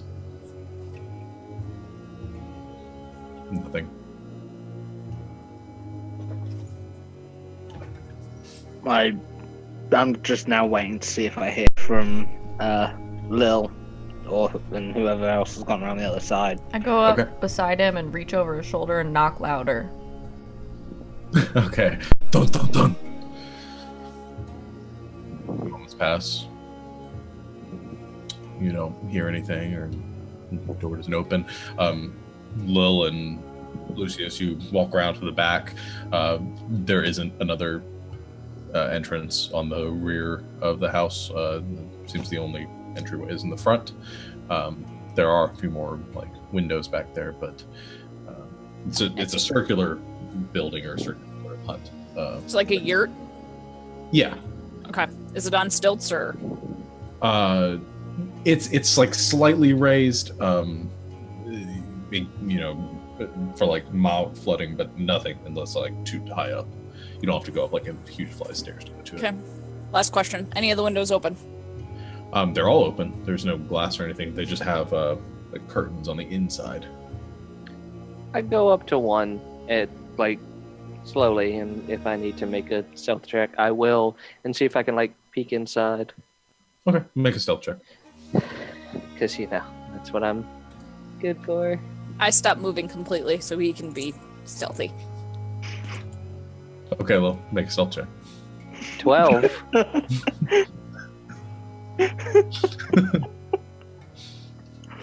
That's not nice. I said I stopped moving. Well, yeah, I assume you're trying to hide. Jesus. Staying still is still an ordeal in heavy armor. It's just kind of clink, clink, clink, clink. Don't you have disadvantage? You do have disadvantage. Sorry. She tried to cheat. Hey, we had to go through that last session or last game. We know. I still have disadvantage. I have disadvantage, so it's still a 10. Still a 10. Good. Okay, so you stay as quiet as you can, kind of holding the pieces of your armor in place, trying to stay as quiet as you can. You're still with your shifting and everything. There's that kind of creaking of chain and the shifting of it, but you stay as quiet as you can. You're also standing out in the middle of everything, so there's a visual aspect to this as well. Just see Lil. Yeah. You, Lucius, make your way up to the window, and so you're kind of peering in through the curtains there. Yeah. You kind of pull yourself up a bit. It's a little bit higher than your eye level. Pull yourself up a bit and kind of peek through the curtains. It is dark inside of there. Very, very difficult to see. Even with dark vision? I mean, it's okay. You do have dark vision, don't you? So with your dark vision, it's like dim, so it's a bit hazy. Shades of red, I think, because you're a tiefling. You look in, and what you see inside is you see the shapes of furniture. There's like a table in the center. You see the kind of the dust hanging in the air, like somebody either doesn't clean a lot or doesn't spend a lot of time here. There's even some spider webbing towards the top of the windowsill. But what catches your eye is that there are some scatterings of shapes across the ground. It's hard to make out exactly what they are, but there are, like, the ground is like littered with objects, and the place is a mess. Looks like somebody has thoroughly trashed it.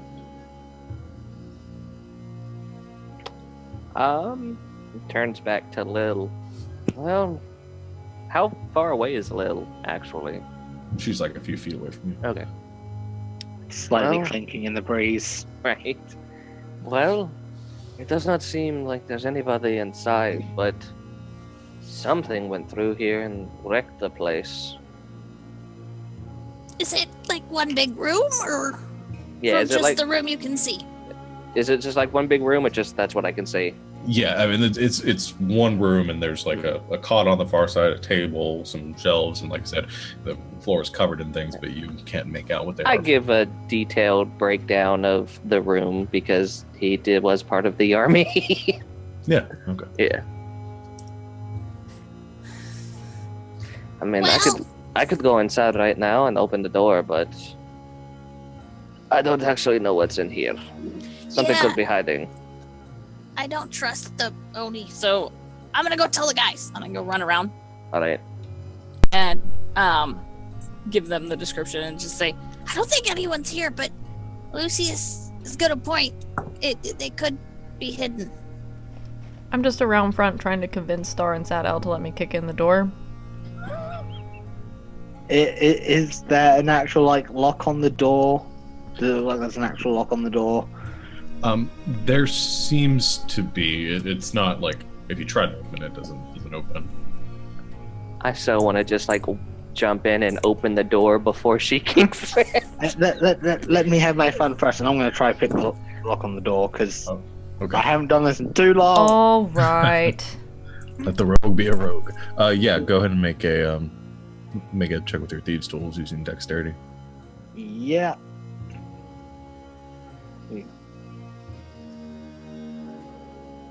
That one. welcome back, Alex. Okay. Start picking at it, and okay, you can get down on one knee and start picking at it some more. And it just takes a while. It's rusted, and you try to wedge it a bit, and just a few minutes pass. Lucius is inside by now. Are you climbing in? After a minute or two, Lucius just is yeah, no, and just slowly just crawls in. Okay, so as Star is trying to work on this, Lil, what are you doing? I nudge Den, and I'm like, Go. Do what you do. He's taking too long. I'm trying to kick him in the head. Star, I would got you this. like to? I got this. Star, would you like to give me a shot at it? Sure. Okay, why don't you make a check with your thieves' tools using dexterity? Oh. I just expected him to A pull 9. out his gun and just shoot it. A 9. Even with the difficulty as long, you're still not able to get it. You get out, and you start picking at it. At this point, Lucius, you do pull yourself into the room, kind of pulling yourself over the windowsill, rolling in through the curtains, landing just next to the door. You can hear Sadel sort of picking at it from the other side. Can I see the lock inside? You can. Well, yeah, you can see the interior mechanism. Yeah. Well, I mean, can I unlock the door from where I am and just open it? Yeah. That's what I do. Okay, so as Sadel is currently working at it, suddenly Sadel, almost as if by magic, suddenly it unlocks. I'm not paying attention, so I go, oh my god, and I kick it. All right, make an athletics check. Do I have enough time to get my arm out of the way as I hear her say, "Oh my god"? Let me hear what her athletics check is first, and then we'll see. Nat 20, nat 20, nat 20. 22. Ooh. Take a dexterity saving throw, Lucius. Oh my god. Door to the face. 18. Okay, 18's pretty good. So you you hear the muffled sound on this. Oh my god! As you suddenly you rip your arm away from the door, you hear a thoom as the door is kicked open, flying inwards. Sadell, you're standing there with your lockpicks now just midair as the door has just flung away from you. I got it. All right, let's go. Good job, Sadell. Let's see, I unlocked the chest in the Commandant's office. How could I not manage this door? And I'll give your thieves' tools back. Okay. As the door flies open and dust is sort of pushed off of the ground and kicked up in this room, and sort of it gets sort of hard to see for a moment. You all find yourself sort of clearing your throats as you enter, especially you, Lucius, since you were currently inside the place when that happened. So you all begin to filter in, and what you see is the now mostly illuminated room beyond. It is, as I described to Lucius, a mess. And there's just chairs knocked over and tables pushed to the side. The bedding looks like it's been ripped off the cot, and the bed's been pushed against the far wall, exposing one of the large walls of the room. There is scratching on the walls that, let's see, is in a language that I don't think any of you understand. Nobody speaks giant, do they? Okay, then it is a language that none of you understand on the walls. But however, what catches all of your eyes first as you enter is that strewn across the floor of this room are gnawed-on bones.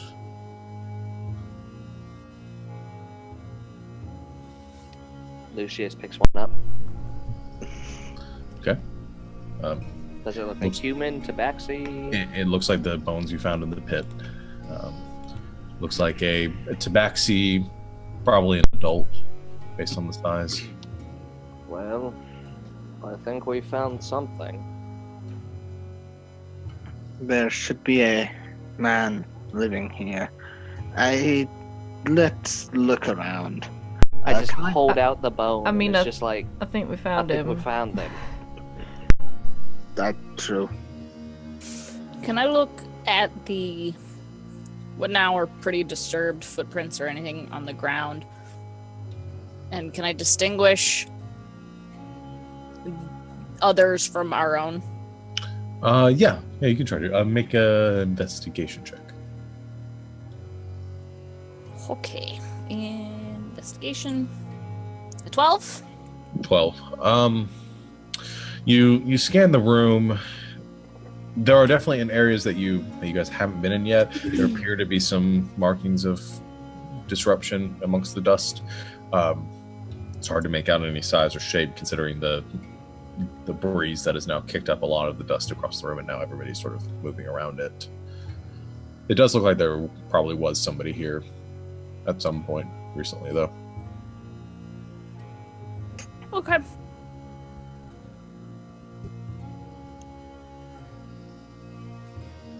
Well, guys, want to set a trap? I don't know if anyone has been here for quite some time. I highly doubt they're coming back.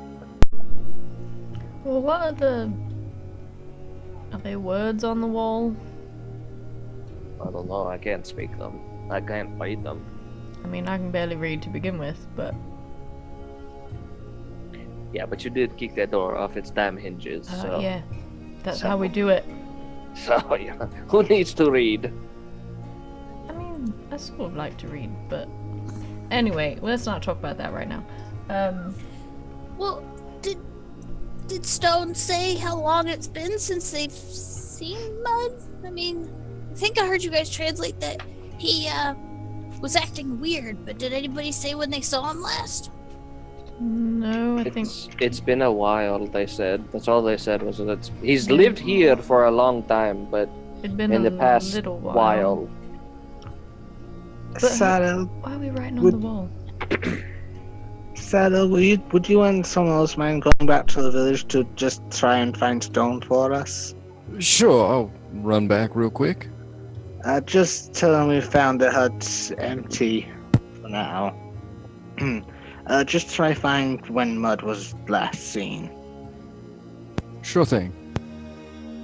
Do you want someone to go with you? Sure, another person couldn't help. I'll Or go. couldn't hurt.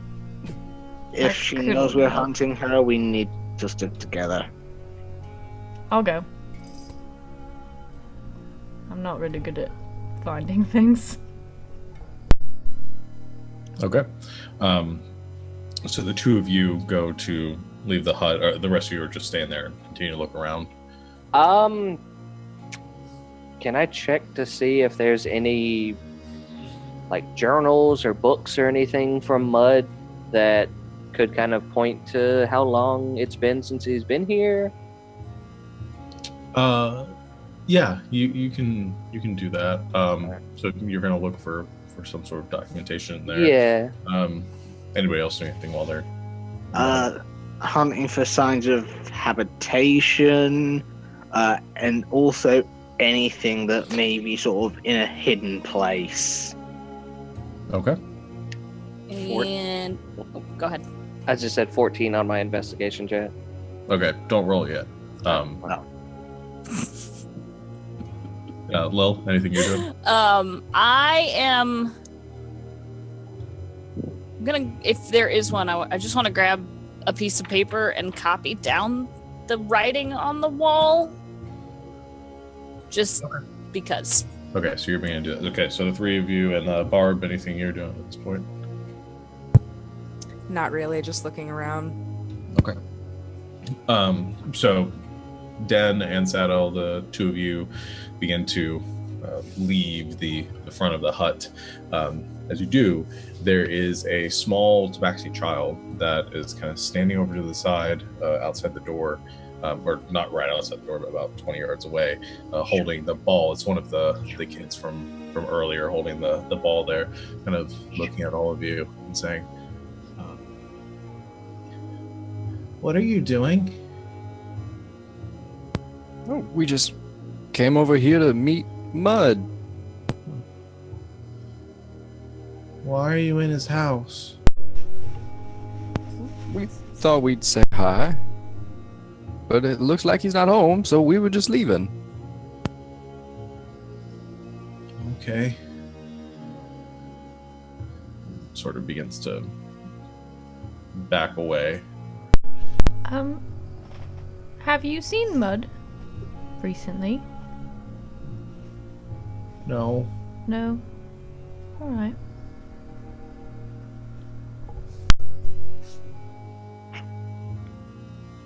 Okay. Go play. The boy takes places. Okay. And kind of goes running off back towards the village.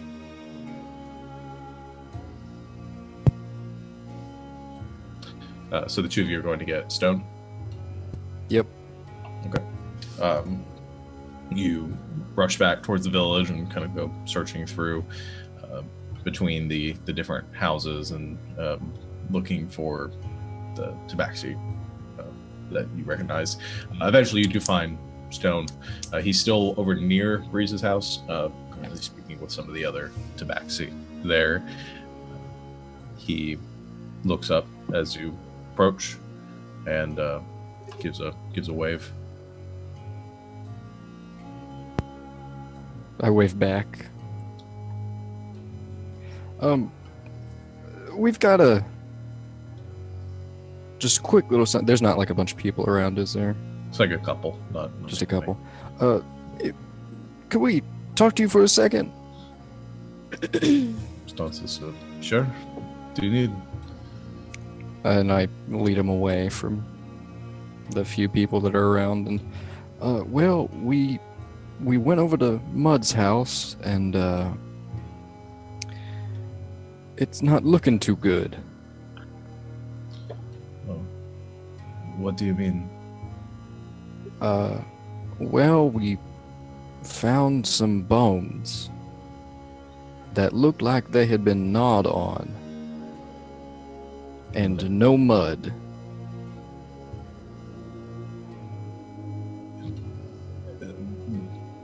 What kind of bones? Tabaxi. Inside Mud's house. Yes, and it was a mess, and it looked like nobody had been living there for very, very recently. There was some writing on the wall, but none of us could understand what language it was in. I just saw Mud a few days ago. Could this have happened since then? Probably. What do you need me to do? What can I do to help?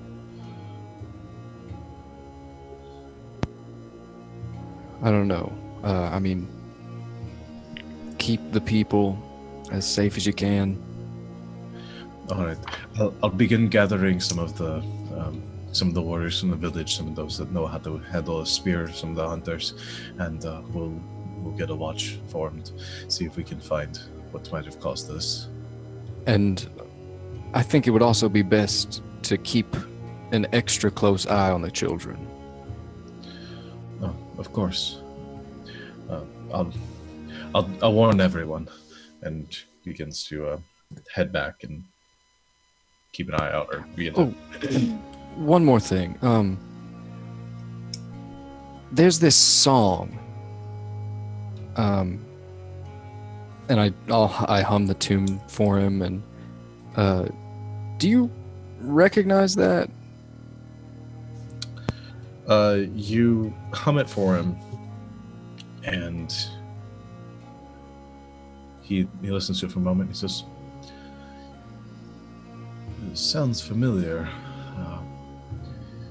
Perhaps one of the children was humming it earlier this week. I feel like I've heard that recently." Okay. You, as he begins to look back towards some of the other parents, you do see inside one of the homes actually mother and father kind of tending to their children, kind of holding them inside. You see one of the Tabaxi kind of peek their head out. The children looks to be the same Tabaxi that you just saw before with the ball. However, that Tabaxi went the other way.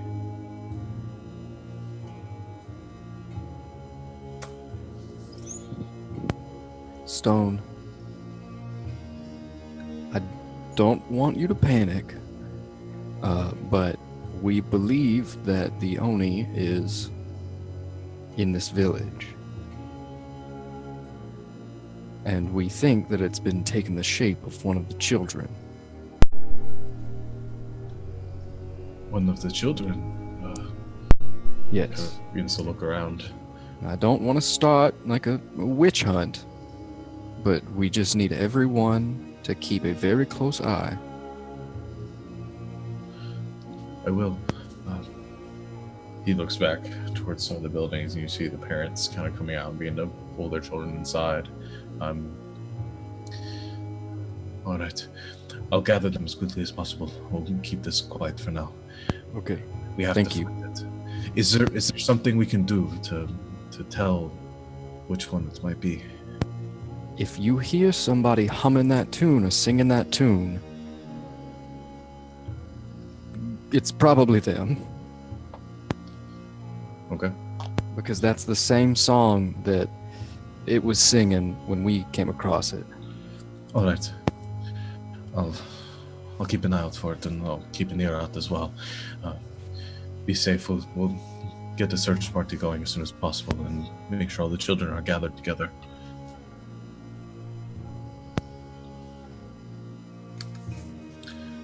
He begins to head back.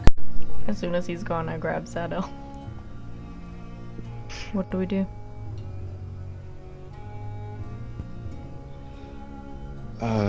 Well, let's get back to the others and gather them, and let's see if we can work together with the village people and...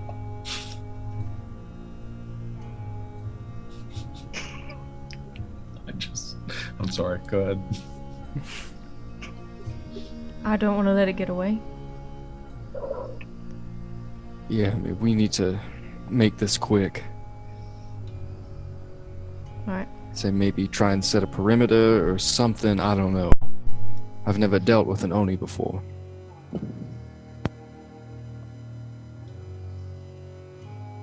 Alright.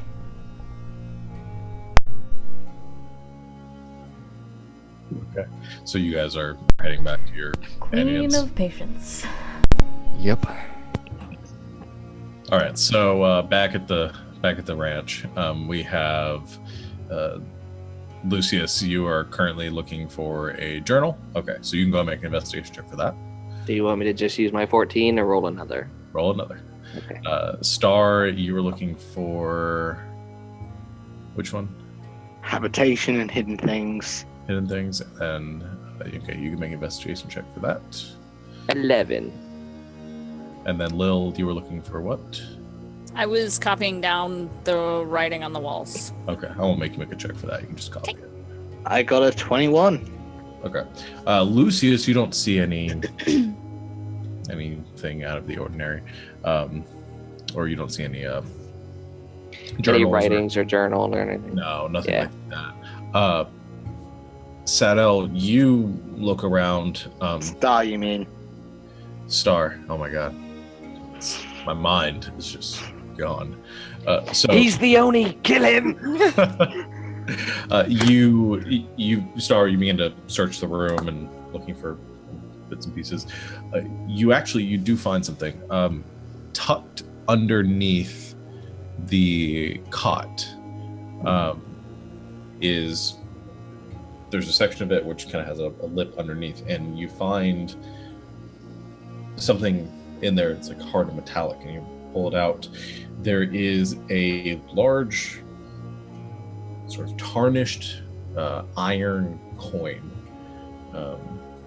It's heavy, has some heavy weight to it, and it has some sort of emblem on it or marking on it, but it is long, sort of weathered away. It's indistinguishable, whatever it is, but it's essentially just about 3-inch wide iron disc. This looks important. I put it in my pocket. Okay.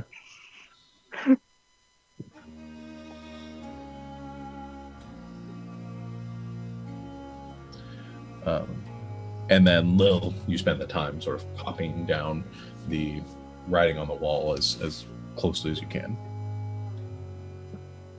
Yep. Well, it does not seem like he has been here for a while, because I can't find anything of his here. Do you guys think that maybe Mud's been gone longer than the town really knows, and that the Oni mimicked him? Oh, definitely. Can I see, like, how old these bones are, in any case? Yeah, make a medicine check.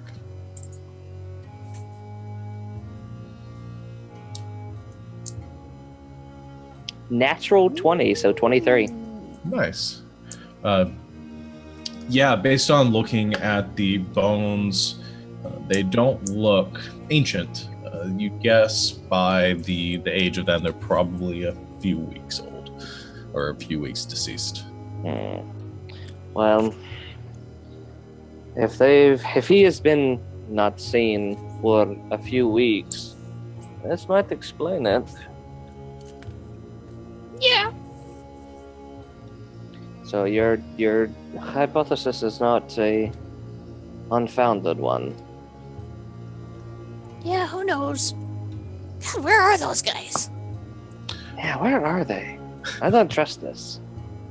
Actually, at that exact moment, Sadell and Transition. you actually approach the hut. You're outside of it now. The hut's the only shooter.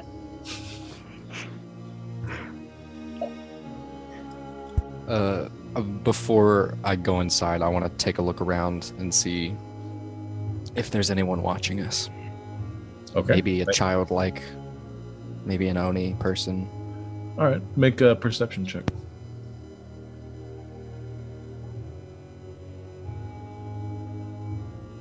$19.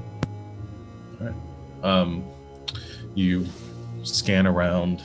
You can see the villagers sort of moving in the distance, and there's a swaying to the trees as a breeze rushes through as the sun begins to set, but you don't notice anybody nearby. Okay. Then I'll go inside the hut. I go in too. Okay. You all group up together. So we talked to Stone. He's gathering the townsfolk and the warriors, and we've let him know the situation, and he's gonna try and help us to the best of our ability and protect everyone in the town and hope for the best. It's one of the kids. You want to run that by me again, please? It's one of the kids. He only That pretends to actually, be children. that actually makes perfect sense. It was disguising itself as one of the children. Which one? And how do you know? Well, it was one of the ones playing ball. There was one that approached us outside the hut, and the same one was in the town later. In a different direction. Let's see if we can... Lucius goes outside. Okay.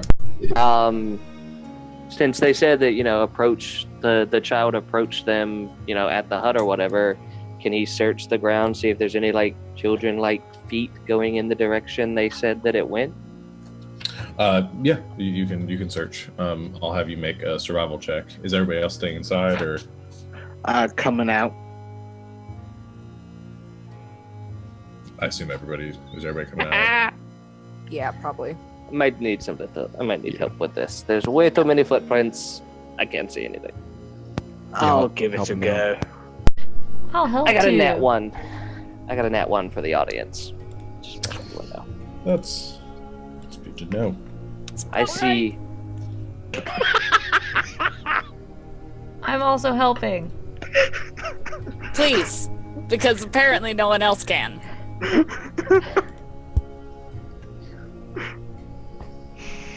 And there we go. That's how it's done. I got a 20. I also got a 20. So it's Alex, just- tell the audience, what did you get? Nat 1. 2 nat 1s and 2 20s. All right. This All is right. great. You both see the look at the footprints on the ground in front of you, and you follow them for a bit off to the side. They seem to wind sort of away, kind of skirting the outside edges of one of the buildings. You all kind of go around the edge of that. However, there reaches a point where the footprints suddenly stop, as if in mid-stride, just gone. At that moment, you all begin to hear this voice is, and you watch as this white sphere begins to form in the air, and this torrent of blizzard-like cold energy comes hurling towards most of you. So I'm going to say this is going to catch Den, Sadel, and I'm probably right behind both of them. Lil. The three of you are caught in the blast of this cold cone of frost. I need you all to make Constitution saving throws.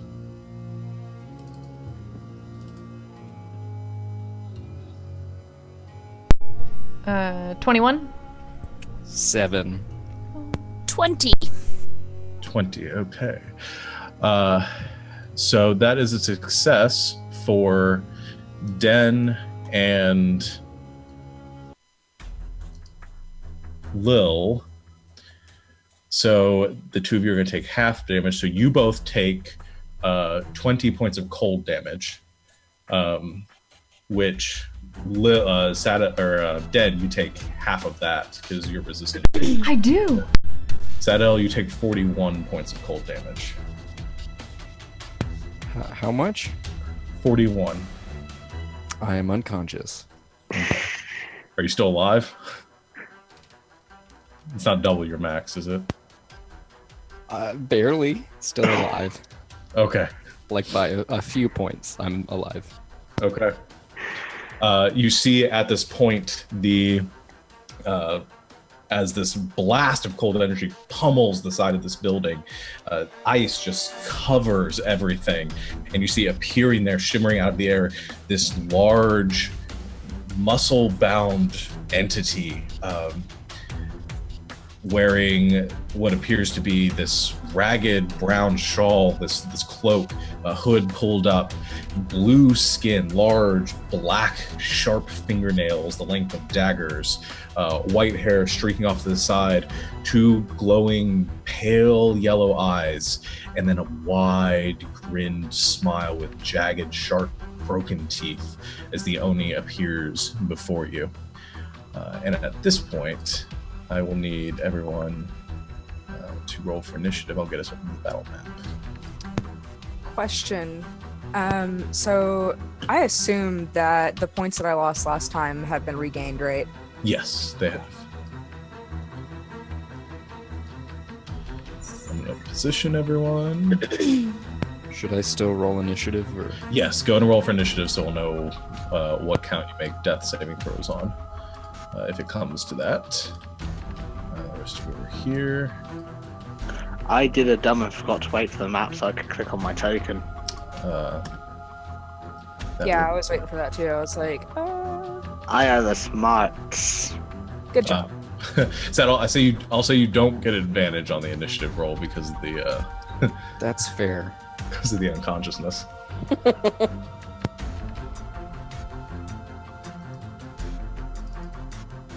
Wow, even my initiative is bad today.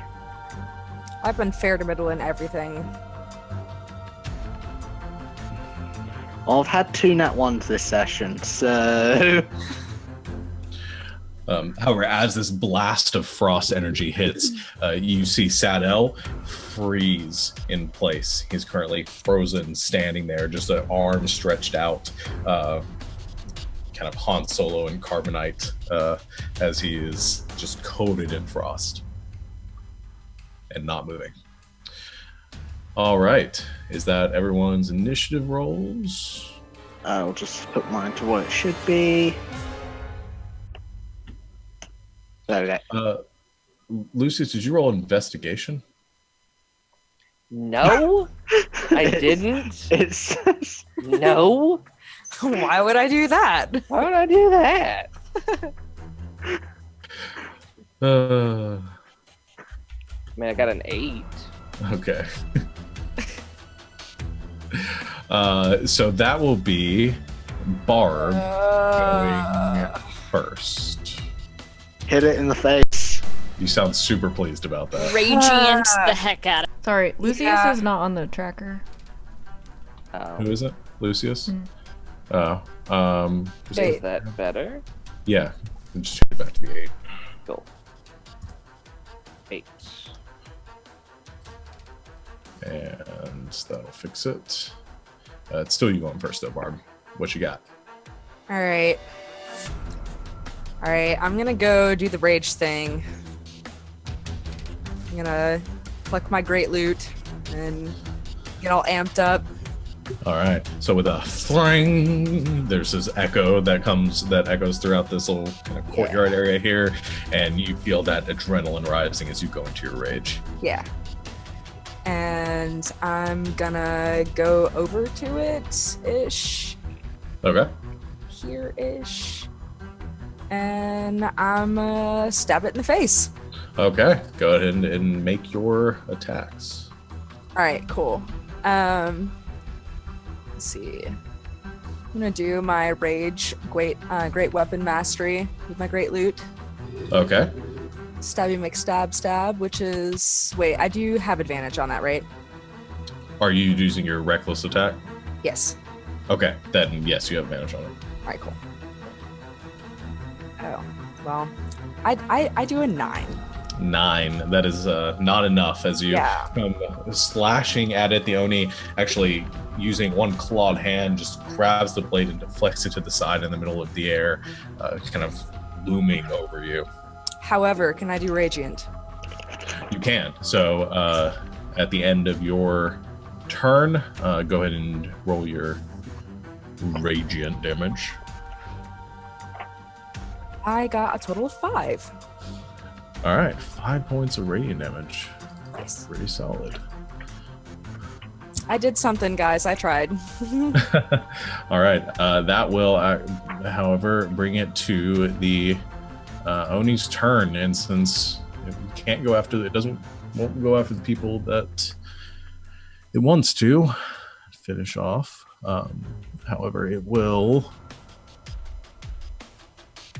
make its attacks against you, Barb, in retaliation. It reaches sort of behind its back and pulls out this massive glaive, very similar to the one you saw on Orchid before, except about twice as big now.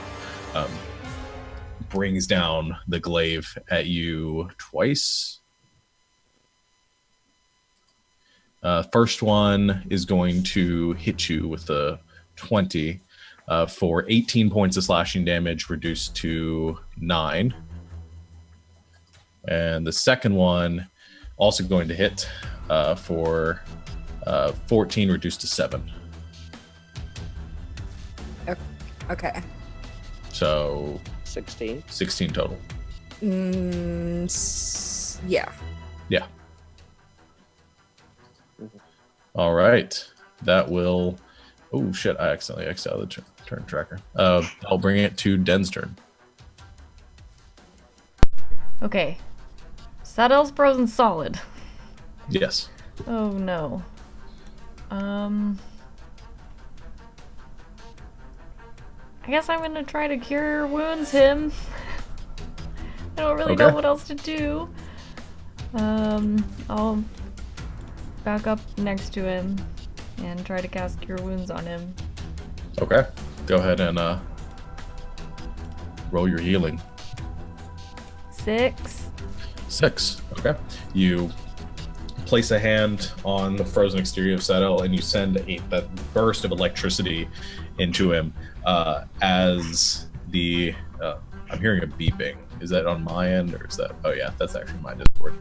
Never mind. You send the surge of electricity into him as part of the healing magic, and at that point you see the ice on him begin to crack, and then shatters off of him. Sadel suddenly... You find yourself very cold, but standing and alive. Anything else on your turn, Den? Nope, that's all I got. I'm just gonna stay there. Okay. Which brings it to Saddle's turn. You are conscious and very cold. I also usually make a Constitution saving throw as you come back to consciousness for your injury. A 9. A 9. Okay. Go ahead and tell me what you're going to do, though. I am going to back up a lot. Because ow. Yeah. You can do that. You're outside of its range. Yep. Do a little bit of walking back. Mostly stumbling because I'm in a lot of pain. And then I'm gonna shoot it. Okay. 1 second, I'll tell you to make... Wait 1 second before you take your shot. All right. Yeah, go ahead and make your shot. Natural 20, so 26. Nice. Yeah, that hits. Go ahead and roll damage. 18 piercing and 6 thunder. That is nasty. So there is an explosion in this courtyard here as Sadal takes a step back and sends a shot from his thunder cannon rocketing forward, impacting the Oni, who almost staggers backwards from that. What was it? 18 and 6.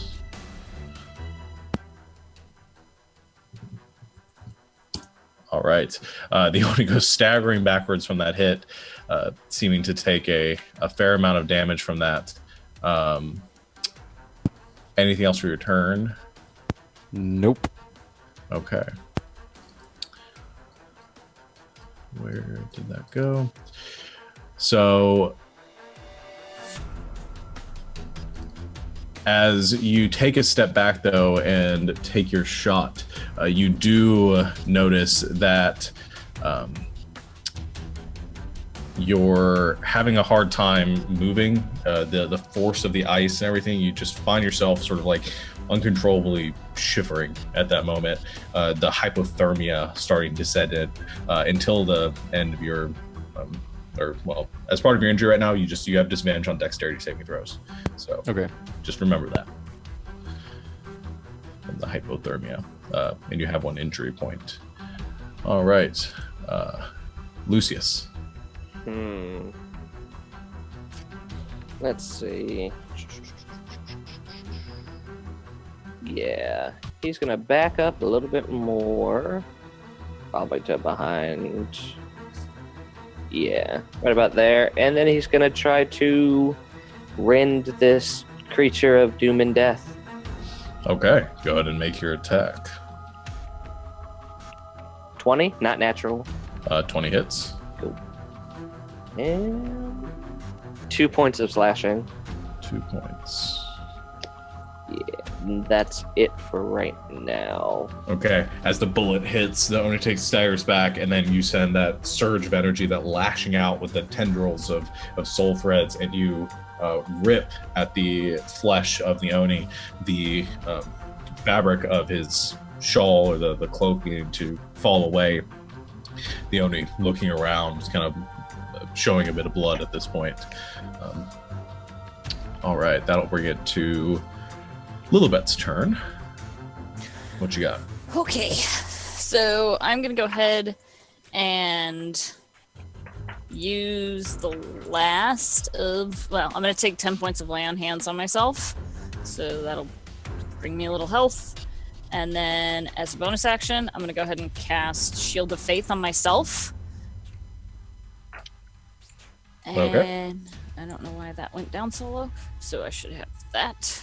And I will run in to here, and that's my turn.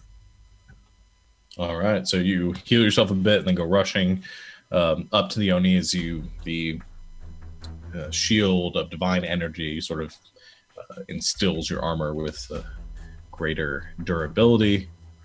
That will end your turn and bring us to Star. Okay, I am just going to do a dagger, throwing them at him from where I am. Okay. And with those two right next to him, my first one should be a sneak attack. It should, yes. I'm looking at the wrong bit of my character sheet. I am that smart. 24 to hit on the first one. Hits. That is the sneaky one, so that is 8 piercing damage in total. All right. And offhand dagger, 19 to hit. Also hits. And that is another 3 points of piercing damage. All right. You send both daggers hurling towards the Oni, both of them sticking into the large body of this creature. Lets out a roar and looking over in your direction, kind of scanning the area.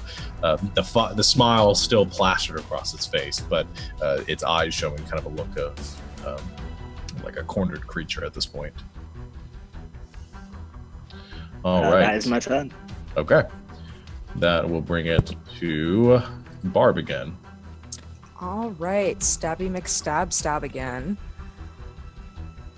And I can continue to use my reckless attack like as much as I want, right? Yeah, as much as you want. Yeah. Cool. All right, so more stabbings. 14. 14 will not hit. Okay. 6 points of radiant damage. 6 points of damage. All right. As the pulse of radiant energy sears into the Oni's body, again, it recoils from the light, now having two glowing creatures surrounding it. All right, that will bring it to its turn now. It is going to... at this point, you see some of its wounds starting to close up the same way as you saw before. So it heals a bit. And then it is going to... Let's see. It is going to, instead of attacking... Try this again. It's going to look over to Lil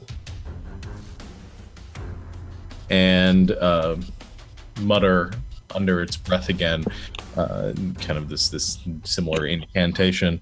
I need you to make a wisdom saving throw.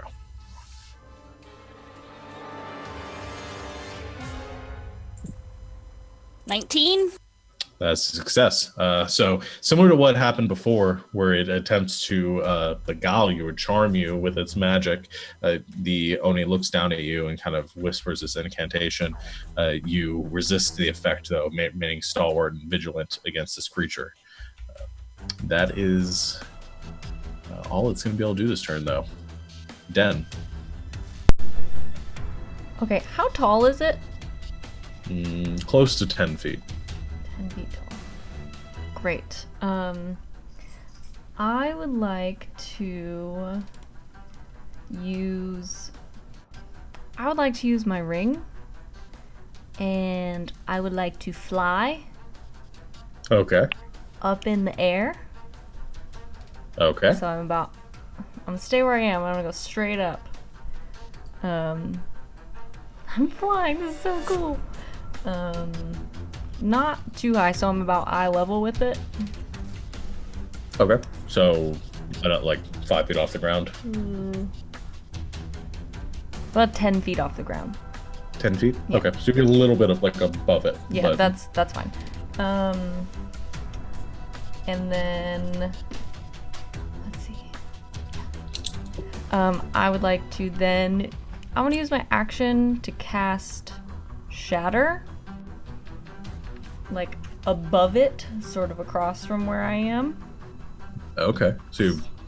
So at a level where it won't hit your companions. Okay. And I want to go ahead and use my Channel Divinity on this one and do Destructive Wrath. All right. So I do max damage because it's thunder damage. Okay. So it does a Constitution save? Mm-hmm. All right. It does not succeed on its Constitution save That's throw. 3d8. So I don't know math. 24 points of thunder So damage. it does 24 points of thunder damage Nice. on its head. Yeah. Because So it hurt my friend, and I'm really there's- pissed off. There's this clap of thunder from behind it, and you see the boughs of the trees actually shatter and fall to bits and pieces and mulch across the ground as this reverberation of energy in the air in a sphere behind the Oni just catches it just about near the head. The Oni lets out a screech of pain as this happens, and does not look like it is enjoying itself at that point. Good. All right, end of your turn? Yeah, that's it. Okay, Sadell. Gonna shoot it again. Okay. 14. 14 does not hit.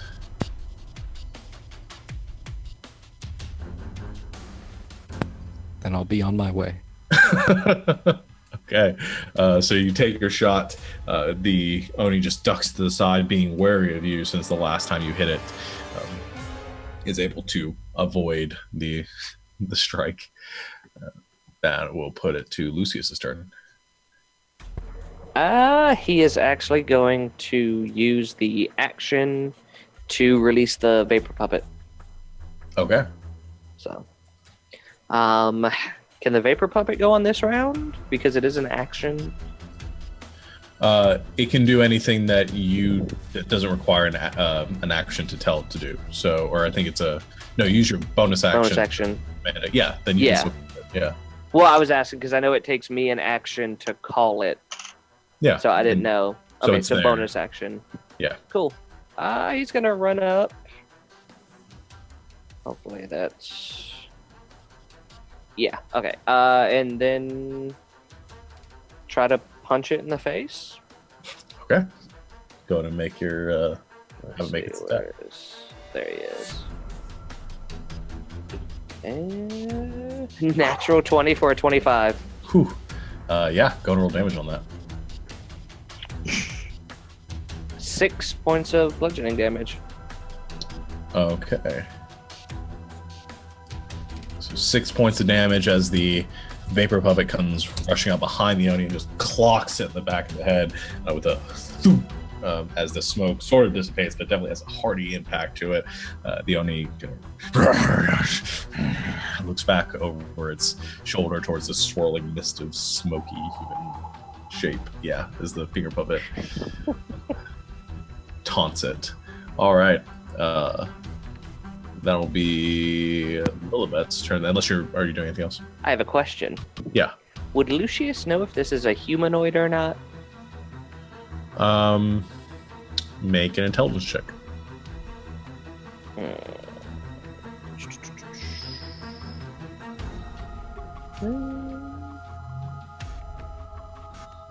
12?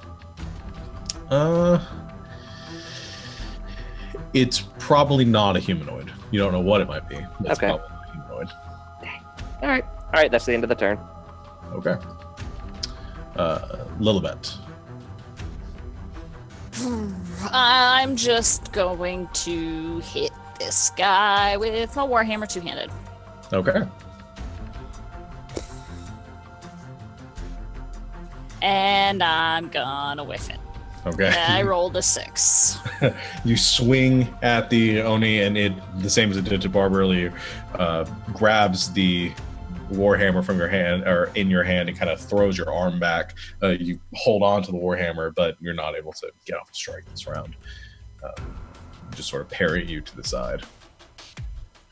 All right. Well, that's disappointing. But that's it for your turn. Yep. Star. Overall, how healthy is it looking? It's looking pretty rough. Okay, I am going to use my cloak to Misty Step. Okay. I am going right to that side earlier, which I already measured. It is the full 30 feet, so I get advantage on my attack. All right. Actually, another quick question quickly. The advantage on that attack, does that account for spell attack rolls as well? Yeah, it's any attack. Cool, because I think this is going to be so much cooler. I'm going to shocking grasp it. Okay. Teleporting behind it, and I have advantage. Yay, magic. Nat 20. At 20, all right. Well, that hits. So, But I rolled a 19 and a natural 20 on that roll. wow. Yeah, go and roll damage on that. 8 points of lightning damage. All right. 8 points of lightning damage as the electricity goes surging through the creature as you reach out and grab it with your lightning-infused hand. Though you can just looking, it's surrounded on all sides, not harried or very harried at this moment. Are you staying there, or are you doing anything else? I am staying there. I can't do anything else this round. Okay. That'll put it to Barb's turn again. All right. Maybe this time I can actually, do something. That'd be cool. It'd be super. Alright. Raging with greatest of weapon masteries with an 18. Please. That hits. Thank you. Gosh, Sean. Like I'm the one that's determining what you roll. It is. It's totally you. You make the DCs here. All right, 17 slashing. Nice. So you slam into it. This time, as it's looking back towards Star, just having taken that electrical energy, you are able to connect just in the midsection, driving your great loot into it. The opening lets out a gasp as the blood begins to pour out of its mouth and its stomach as you rip the blade out. It is looking very rough at this point. And then you get your radiant energy as well. Yes. Radiant of Trace. 3. Okay. All right. So as you square off with the creature, it then gets to take its turn. The Oni begins to heal up a bit more. Still looking rough, but it does heal there. It is going to take its attacks first against Barb there, because you just hit it, and it gets advantage because you used your reckless attack. That is going to hit you, but it does shit damage. So that's 9 reduced to 4 points of slashing damage. It is then going to wheel around, and it is going to strike at... it's going to strike at Star for that lightning bolt. That's going to be a hit against you for 10 points of slashing damage. Mm-hmm. And that will end its turn. It's going to take a risk here, and it is actually going to start to try to hover or like away out of the reach of all of you. You see the Oni actually take to the air and begin to hover up into the sky.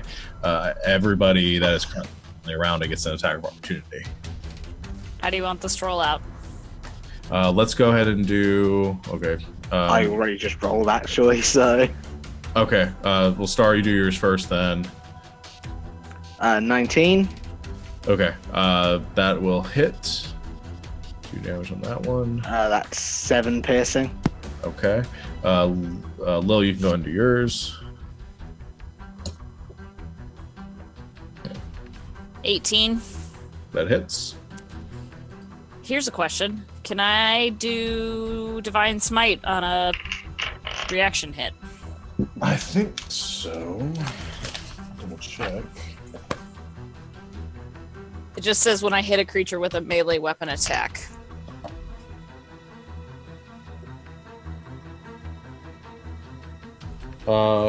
Yeah. Okay. I'm gonna go ahead and do that after I do my damage. Okay. Oh, wait, I get to reroll that!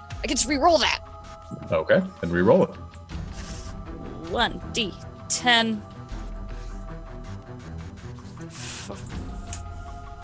Okay, so that's 6 bludgeoning, and then I get to do my Divine Smite.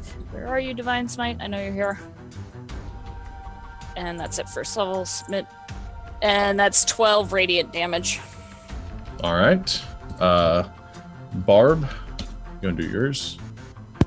My radiant damage? No, just your attack of opportunity if you want to use it. Sure. Just regular roll what I've been doing? Is that cool? Yeah, because you still get you're still reckless attacking right now, so you still have advantage on your attack. And you can choose if you want to use Great Weapon Master.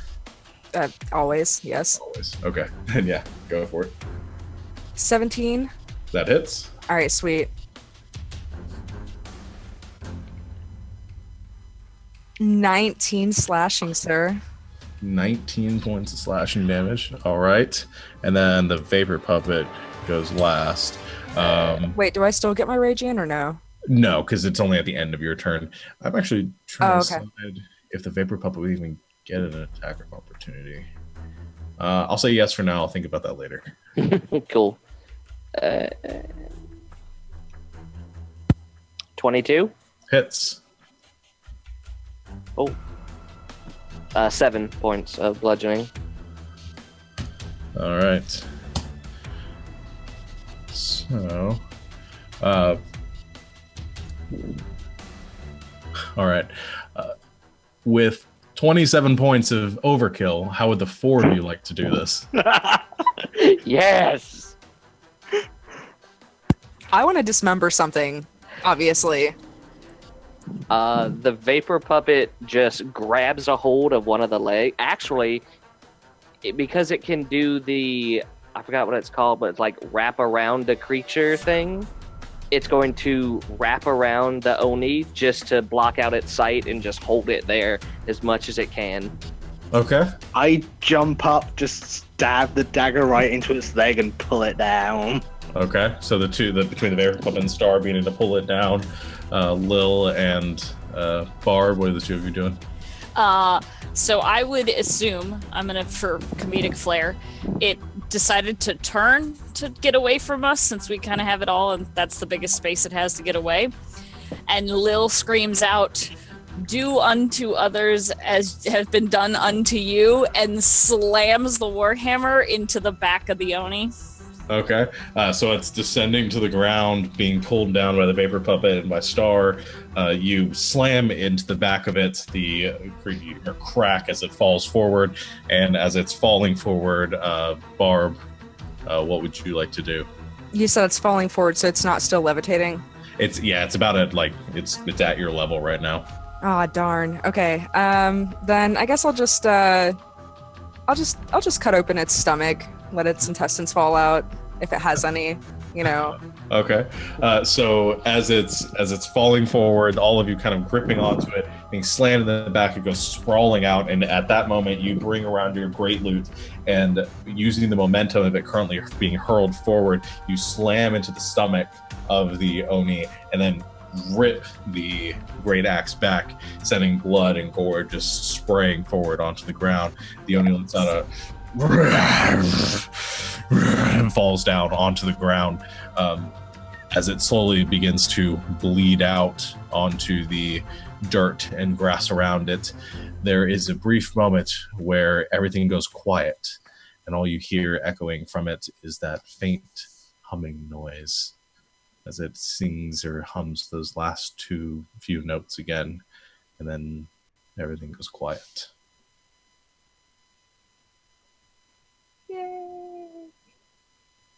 We did it! Wow, good job, team. Also flying, Chop Okay. its head off. which is amazing.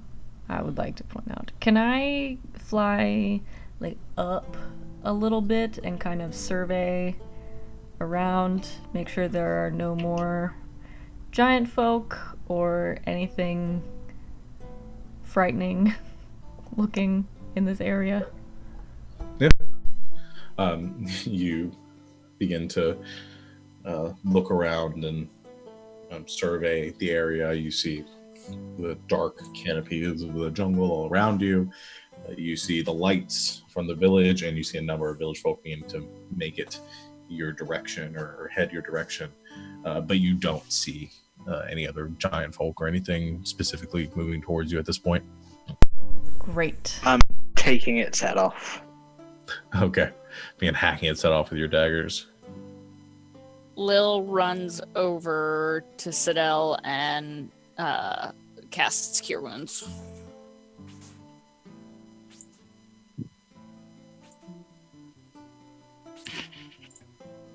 Oh wow, for a whole 7 healing.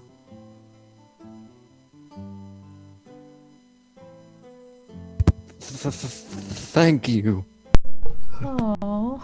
Yeah, she does the whole rubs his shoulders to try and warm him up.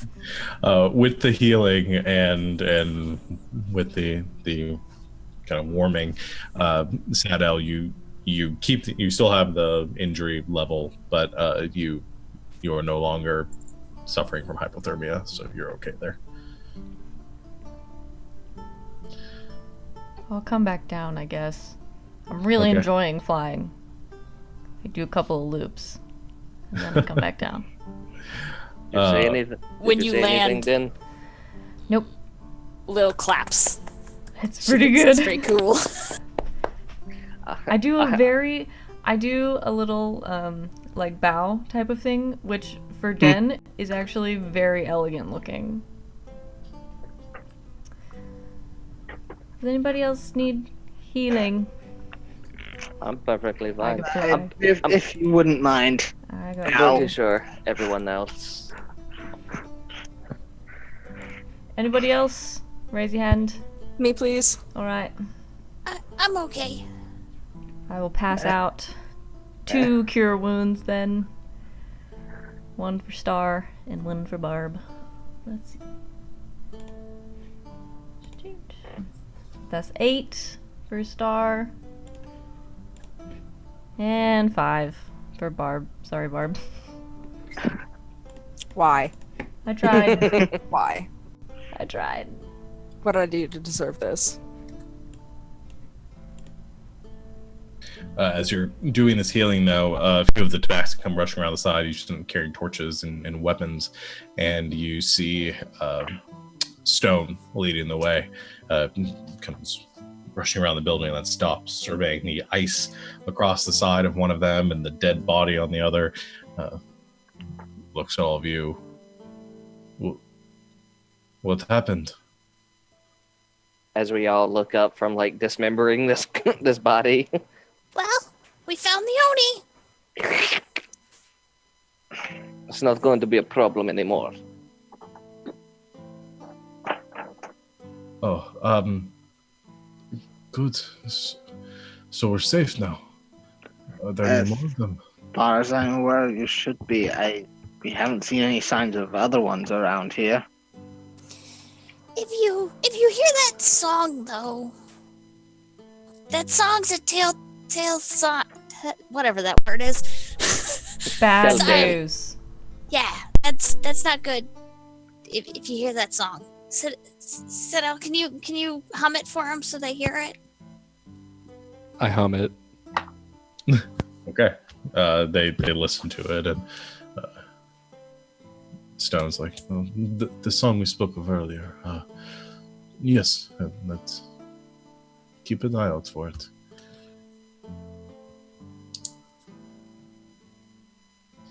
Well, you can. I think it's safe if you go to where that unfortunate site is. You can give your people and the other villages a proper burial. It's kind of a mess, but you can at least do your proper last rites. All right, we'll do that. We don't typically allow this, but if you wish to make camp within the city or within the village, you can do so. You've helped us greatly today. We'll dispose of the body and deal with that. Thank you. Is How there late is it? anything? Oh, go ahead. No, I was just asking, how late is it? It's what, like a 2-hour trek back to the Treeple place? Yeah, it's a few hours back there. Is there anything on the body? You search the body? Yeah. Yeah, patting it down and then looking the body over. The only, other than the cloak it's wearing and a small necklace that appears to be made of like bones and stuff strung together, it has the massive halberd, too big for any of you to wield, but that's about all it's got on it. Oh. He rips the necklace off. Stone, I don't know if any of these are your people, but at least give it the proper burial. He takes They it. deserve it. He takes it and sort of cradles it in his hands and closes them and says, I'll do that. Thank you. Rest, eat. We'll provide you some food. You can recuperate for the evening, and before, if you wish to leave, you can. But if you wish to stay as well, you may. We will. I think it'd be better if we stayed and rested. Thank you for your hospitality. It is most welcome and earned by you and your companions. We'll begin, and we'll keep watch for the evening in case. So you all go and rest for the evening. Wait, before we go back. Yes. Can I didn't really participate in the hacking apart of the body. Is any of it left? There's a torso. All we took off was the head. Yeah. The rest of it's still intact. Just making sure. I just want to go look at it really quick. Is this thing like, I don't know, is it clearly like elemental of some sort? I mean, no, it's doing like frost magic, but do I get the impression that it was just like casting spells, or is this like an ice creature or something? Based on what you've seen, it's not elemental in nature. Based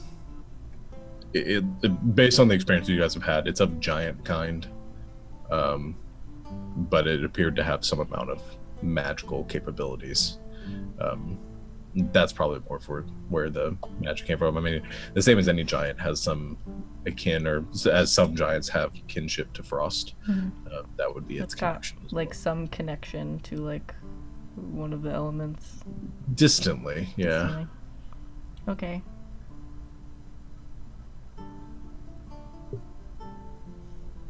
Okay. Yeah, I think I'm gonna stop really quick. I don't know what everyone else is doing. I'm not really gonna say anything. I'm gonna stop really quick, and say a prayer over it. I mean, however distantly Den thinks it might have had a connection to some of the elements, it was still there. So I guess, yeah, so she has a little prayer that she says that's like the prayer of Seraphine's faithful. Wait, I have it, I'll say it. So just quietly, under her breath, she says, "Let me stand watch under Our Lady's gaze, strong as thunder, swift as lightning, and powerful as the gale. Let me wield Our Lady's power, proving my strength, commanding the swirling tempest in her name. Let me shield Our Lady's faithful, the protectors of her realm, and shepherd the lawful into the eye of the storm. And let us use her elements for good."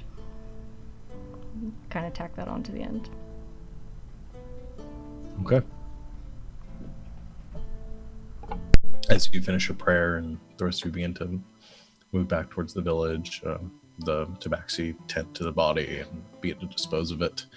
You make your way back to the center of town and can set up for your kind of campsite there in relative safety.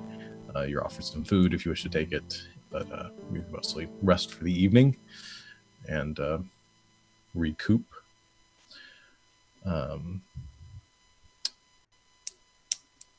Let's see. Before we go to sleep, Mm-hmm.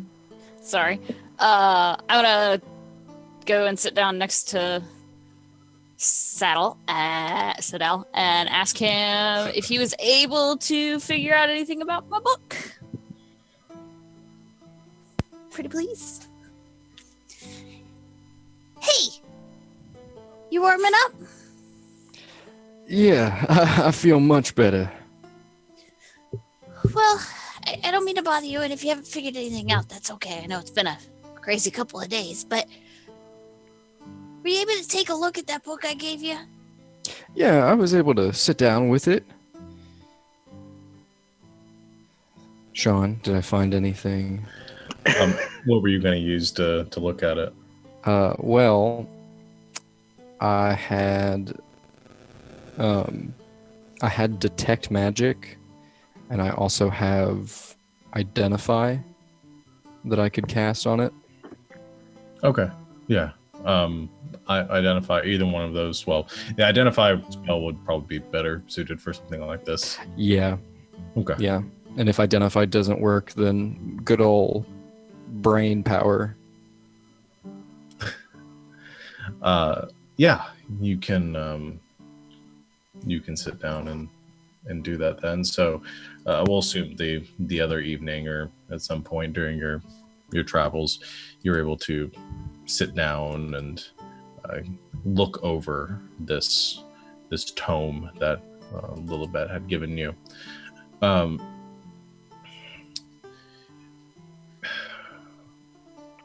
Based on what you've been able to find out about it, it's not magical. Whatever is going on with this book is more physical.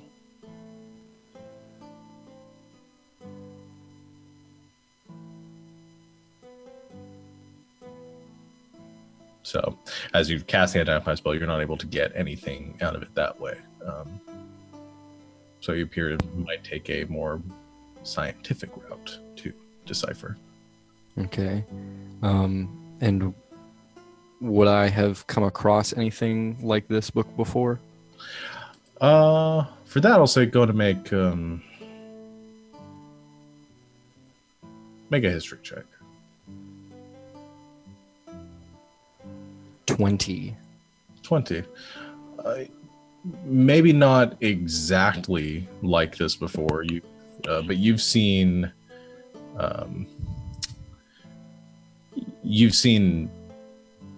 things like this and sort of, or you studied ciphers made in this way, that there could be certain chemicals or certain reagents that could be used to activate the paper and cause it to reveal whatever might be hidden, like kind of like invisible ink situation. But what you put on it is sort of a mystery. Is something you'd have to decipher and determine to cause it to be revealed. Could be any number of concoctions or solutions based on, it just depends on what the ink was used. But you imagine the paper's been treated with something to keep it from being written over. Okay. Well, I took a look at it, and it's nothing magical, but something more like chemicals. I believe I've heard of books like these where they treat the paper after and when they have written on it, it takes a certain chemical combination, some sort of something like that, to reveal what has been written on it, sort of like a secret message. So you just have to find the right thing to put on the paper. Okay. I still don't get why Gam gave it to me, but maybe there's something written in it that'll tell me Maybe. why. What do you like? I should experiment maybe with wine? I don't know. I mean, what would Gam have? Wine. That's what we all have. Now that sounds like a plan. Why don't we give it a shot? Okay. What about oatcakes? Oatcakes are for thinking. They're really good for thinking. I don't know if they'll, because they're dry, if they'll react with anything on the page, but I don't know. So I run back over to my bag and I grab the berry wine, which is the one that does not have any grung skin in it. And I bring it on over and I throw the cork open and say, let's try this one. Oh, wait, Lilibet, before you do. Yeah. And I like grab the wine. And I'm examining it because I want to just drink a little bit. And then I give it back to her. I say, okay, just there you go. It's good, right? Delicious. And so, shoot, I don't know. Lil takes like a stick and dips it into the wine and then tries to write on the page. Okay. Which page? The very first page. Okay. And you're just kind of like trailing some over it. Yeah, like I guess I'm kind of like doing like a squiggly down the whole page to see if anything reacts. Okay. So you kind of squiggle down the page with the wine, and it soaks in places, kind of like this red trail behind it. It sort of soaks into the paper and begins to vanish. And like any time you try to write on it, it's almost absorbed in and then disappears.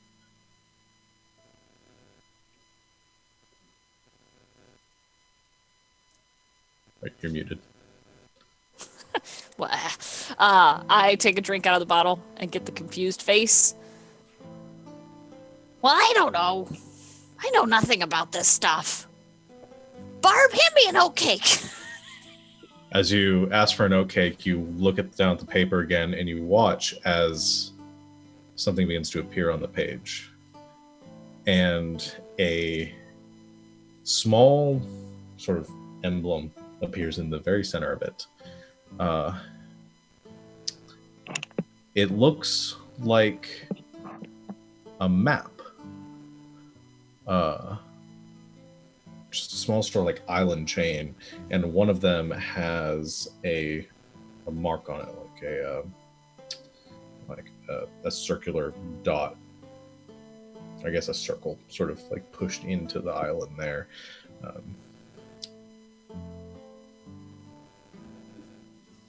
But that's what it looks like.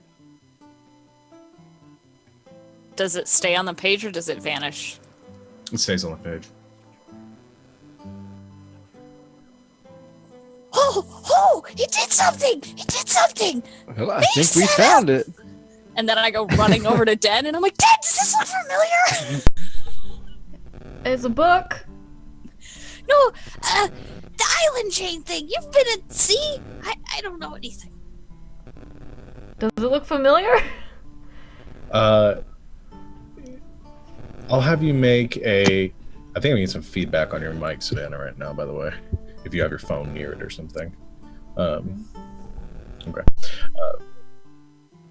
We'll look at it later. Anyway,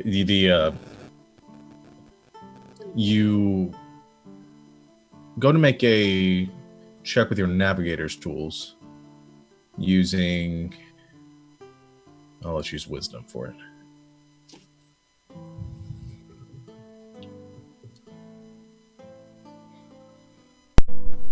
$10. Okay.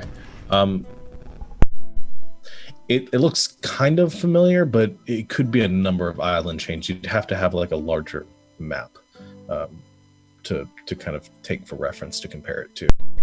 I mean, it looks sort of familiar. I would need like a big map for context. But I mean, it looks like something I've seen before. Well, this is only the first page. And now that I've drank some of my wine, I'm worried that I should test it with other wine and see if that works or if it's only the family wine. Yeah. And she just goes into thinking in her head. Thank you. I may come back and bother you some more. All right. Thanks. Yeah. And Lil goes and sits down and like contemplates looking at her wine and like whether she should get other wine, but she doesn't do any more pages and she corks her wine. Okay. Thank you. Anybody else do anything before you head off to sleep? Beforehand, like Lucius watches all of this happen. Lil goes to Den, leaves. As soon as Din leaves, he sits right next to Din. Somebody seems happy. What? Somebody seems happy. I'm fine, thank you. Wasn't actually talking about you, but I know. that's what I was going to ask. It's been a few days since we started on this trip, even fewer. And he just taps her new arm, for lack of a better term. Since that, how are you really doing? Fine. Are you sure? I only ask because you seem a little quieter than what I'm used to. And I know I can't imagine the pain you felt, but I'm really horrible at this. Thank you for doing what you did. You didn't have to, but you're very quick. No one else is gonna do it. Well, that is... I don't know if that's true or not, but you did it before anyone else, and I know that must have taken too much courage. So, if you're okay, I will trust you, and I will take your word for it. But if not, I'm here for whatever that matters, even if it's just to listen.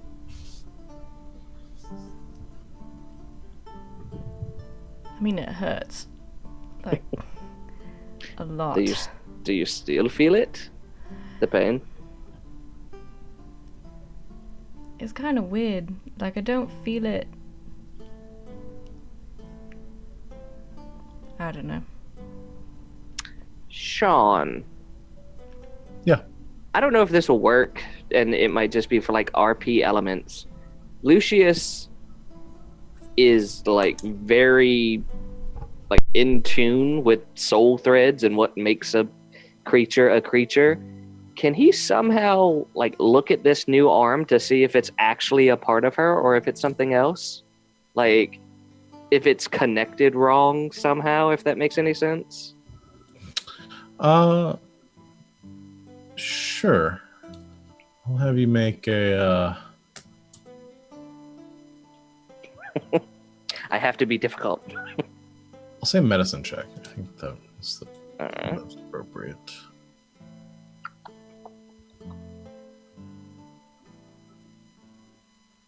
7.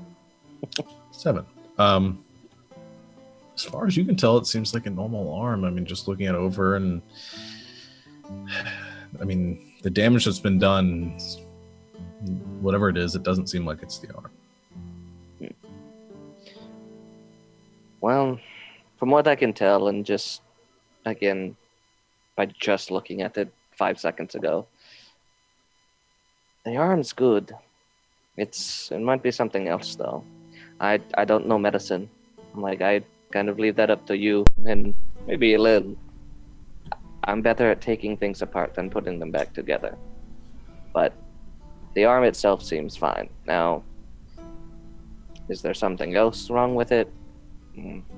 I don't know. I could take another look later though, just to see. I don't think it's the arm.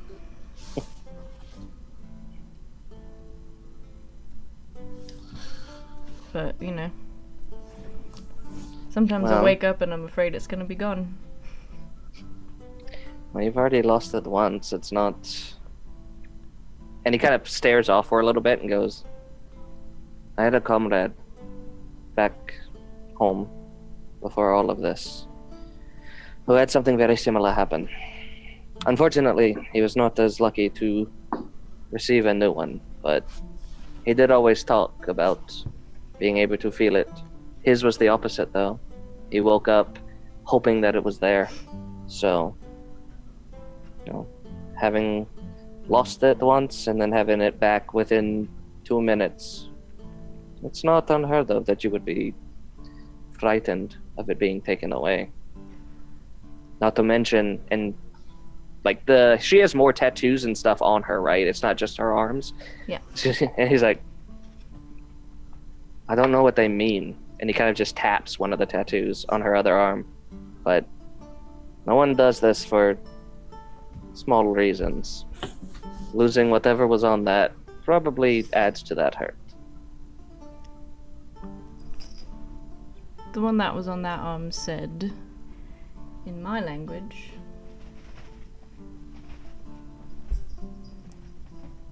protection. And no offense to your friend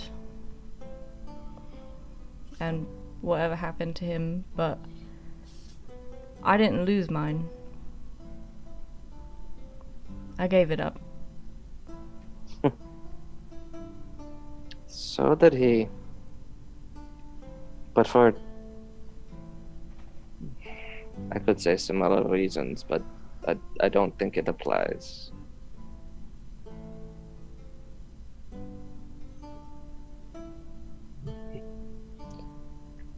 Protection is good though. And if that's what it said, if that's what it meant,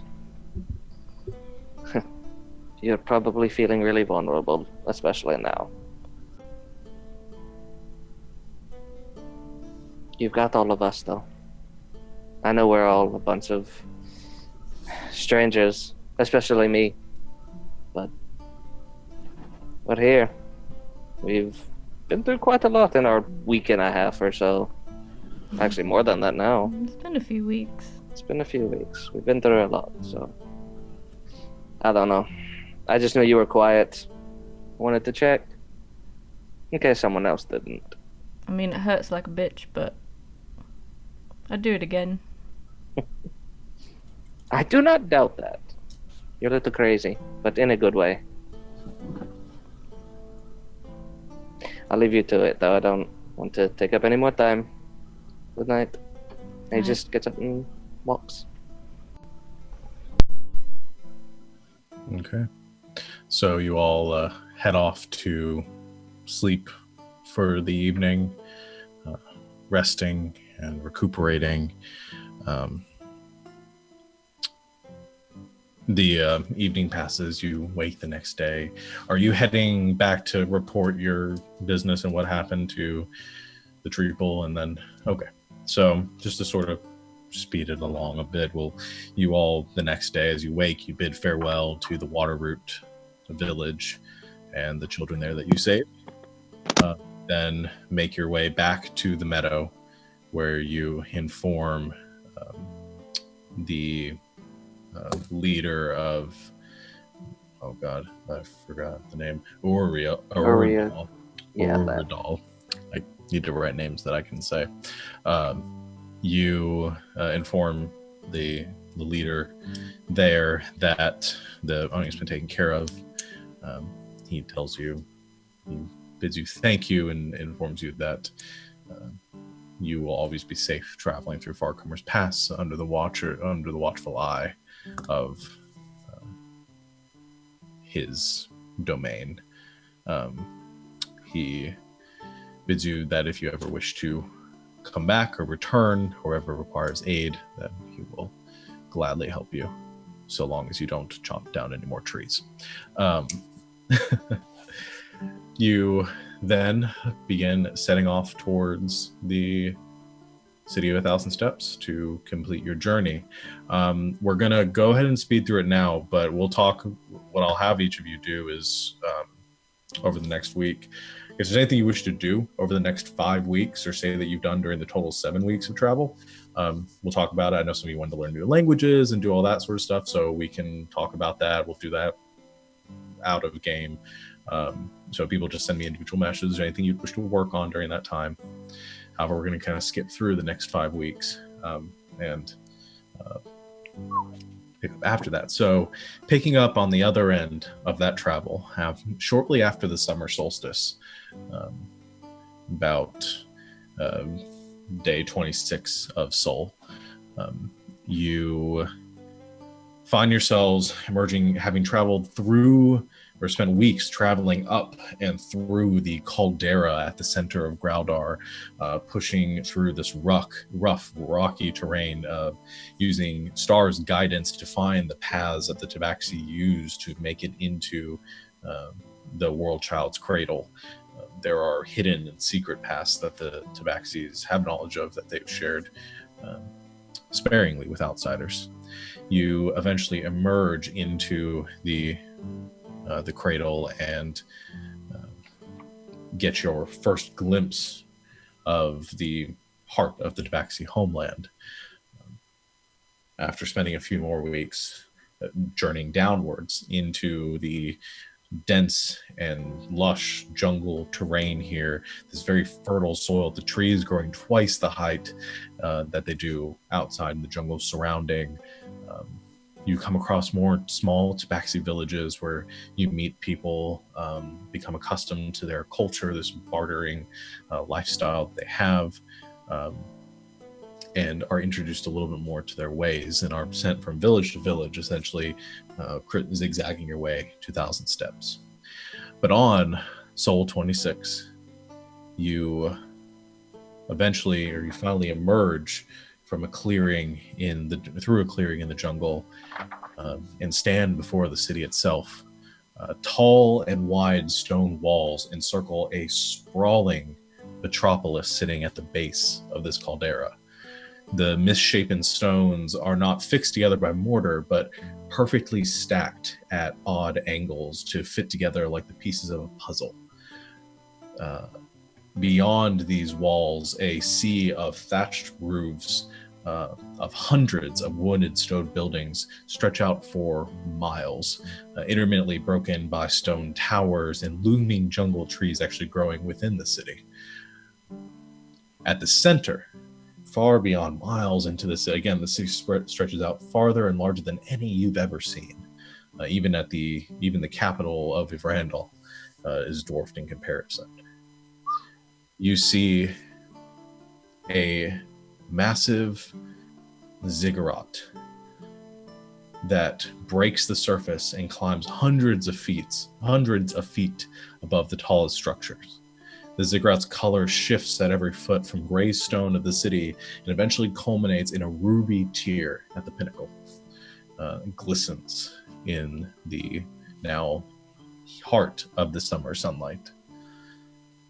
You approach the city, you see wagons and hundreds of different caravans of Tabaxi gathered outside, small huts, buildings, all of them gathered in this vibrant community within 1,000 steps. You approach the gates, the Tabaxi giving you excited and strange glances, as they don't seem to spy travelers that often. Being foreigners and strangers in this land, some of them seem to regard you with suspicion. Others actively approach to get a closer look at some of you, especially Den and Lucius. You eventually, after a little bit more travel, about midday, make your way to the massive portcullis, the massive archways that lead into the city. No gates, but just a large entryway where a number of Tabaxi stand as guards there. As you enter, a few of them kind of step forward and stop you, seeming to notice that you are a bit out of place here, most of you, and speaks out in the common tongue, sort of broken, seems to have picked it up, but not too fluent in it. Says, "Travelers, welcome to 1,000 Steps. How do you find yourselves here today?" We are here from Fort Harrington. We have come as emissaries from those from other lands, ones that I myself has visited. Oh, you are sent from the northern lands, from the Ivrandal? Yes. Welcome. You are bid to travel to the Garnet Sanctuary. Quickly, we've been warned of your approach. Proceed inward. Okay. The Tabaxi lead you into the city. You wind between the buildings, this massive sort of maze of stone and wooden buildings scattered throughout here. Eventually, you're taken over to like a stable where you're loaded into a wagon pulled by a large creature, not an ox, or kind of like similar to an ox or bison, not big and sort of hardy looking, thick horse-like creature, large kind of curved horns around the back. It pulls the wagon in front of you, leading further and deeper into the city. Probably takes you a couple of hours just to make it to the center where the at the base of the ziggurat, and before you it looms upwards thousands of steps, as the city would name would imply, up to its peak. So, are you impressed yet?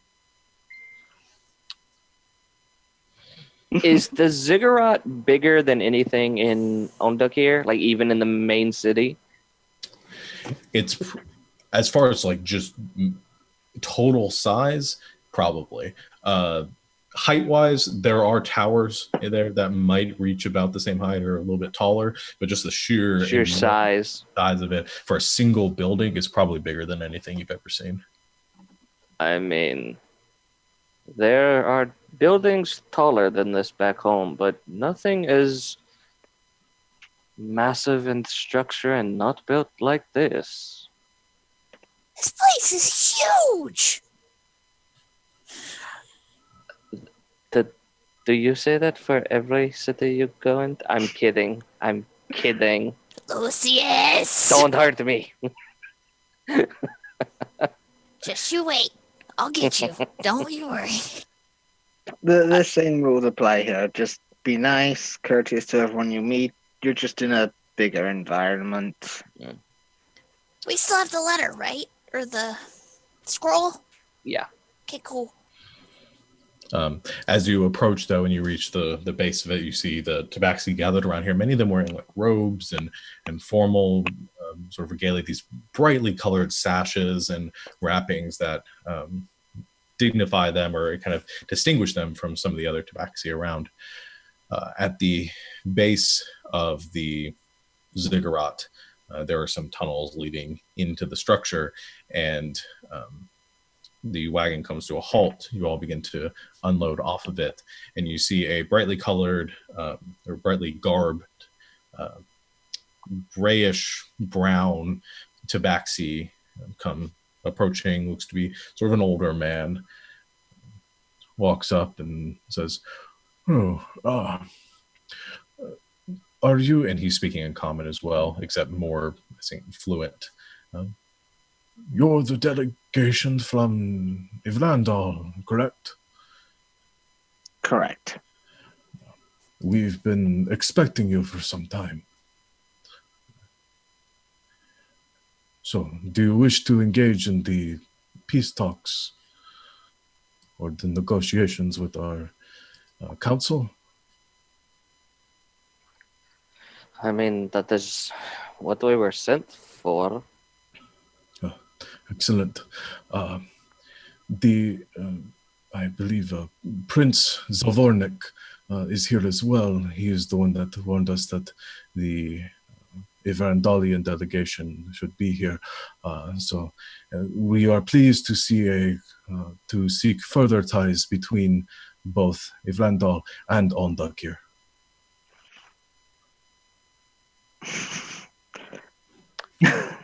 You want to say that name one more time, please? Prince Zavornik? No. Between you and who? Ondakir and Ivrandal. The Ondakir delegation arrived some weeks ago.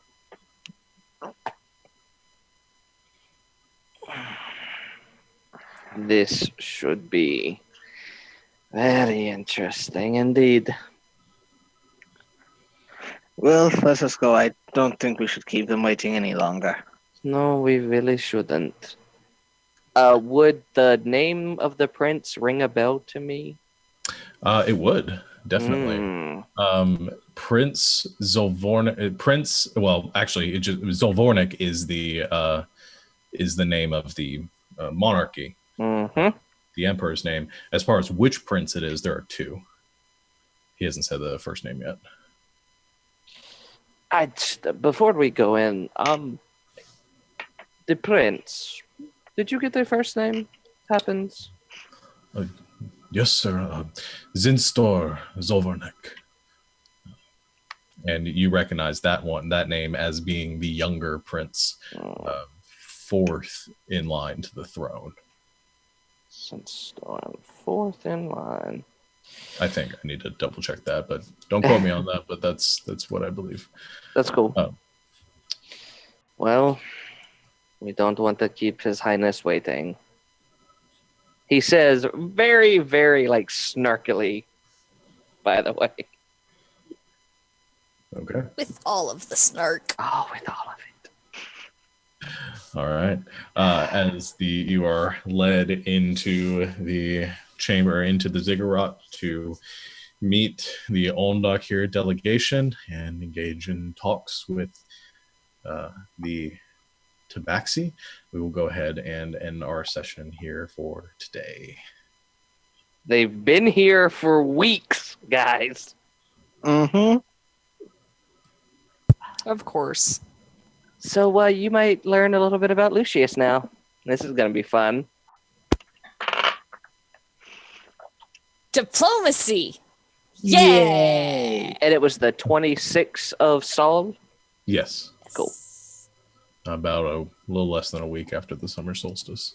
Cool. Oh, snarkies. Well, Colin, you guys must be expecting this as well. Oh, Yeah. I was literally expecting, really and truly, I was literally expecting us to get to the bottom of the steps and be like, hey, welcome to 1,000 Steps. Someone's already waiting for you, and another tiefling to walk out. It's really what I was waiting on. So we will see how all this turns out. Where did Dylan go? He said he wasn't feeling well. Oh, oops. And yes, new class, Tiefling Snark Master. Okay, well, we'll go ahead and end the stream here then. Thank you, everybody, for coming out and joining in. We will be back again next week for more fun D&D action. Savannah, do you have any announcements or anything before we... Nothing new. But just real quick, thanks everybody who came back this week after a week off, who's been here. There are a few of you out there who've been here with us every week since we started, and that's awesome. We love you guys. Thanks for coming back. And welcome to all of our new viewers that we had today. Thanks for joining us for some D&D. If you like our character art, which you can see on our overlays down there next to our names, and our tokens as well. One of our good friends, Julie, made those for ours. If you'd like more information about her art, when she's doing commissions and that kind of thing, feel free to contact one of us or YouPickGaming via Twitter or something like that. We can put you in touch with her. If you like our overlays, Sarah made those for us. So if you would like overlays for your cool streaming stuff, please contact Sarah on Twitter. She would love to help you out and hook you up. Let's see, what else do I have in here? If you like our music, all of our music comes from Incompetech. It's royalty free, it's great, it's exciting, it's dramatic. Use it in your own home games. Check out Incompetech. We love it, you'll love it, it's great. We have a link that we're going to post in the chat for the Soul Stitcher class that Kyle is playing. That's a homebrew class that he is play testing, created by our dungeon master, Sean. It is on the DM's Guild. We'll post a link to that. Check it out, read it, like it, rate it, leave comments, all that good stuff. We love feedback. And that's pretty much it. If you like our game and you want to see more excellent, cool gaming content, please follow YouPickGaming on Twitter, here on Twitch, subscribe to our YouTube channel. We actually hit our Twitch follower goal, I think, this past week, which is awesome. And we love all of our wonderful followers out there. We're getting close to our Twitter follower goal and our YouTube subscriber goal as well. You can find those goals on the YouPickGaming Twitter, and when we hit those, we're going to be doing a dice giveaway. So go press the buttons, like, subscribe, share with your friends, tell them to like stuff too, and you can win some cool dice. So yeah. All right. Also, coming up soon, I don't know if it's already been decided. I know that we are going to be doing some follower one-shots. So if you are interested in participating in one of those and wish to go ahead and spend some of your Electrum and Revelo stuff before Revelo vanishes from the face of the earth, make sure you go and spend those to get entered in our follower one shot, or go on Twitter and look for information on that to be coming up soon. Otherwise, I think that's all the announcement we've got. Like I said, be back here again next week, same time, same place, same wonderful people. But until then, good night, Internet. Good night, Good night, Internet. Internet.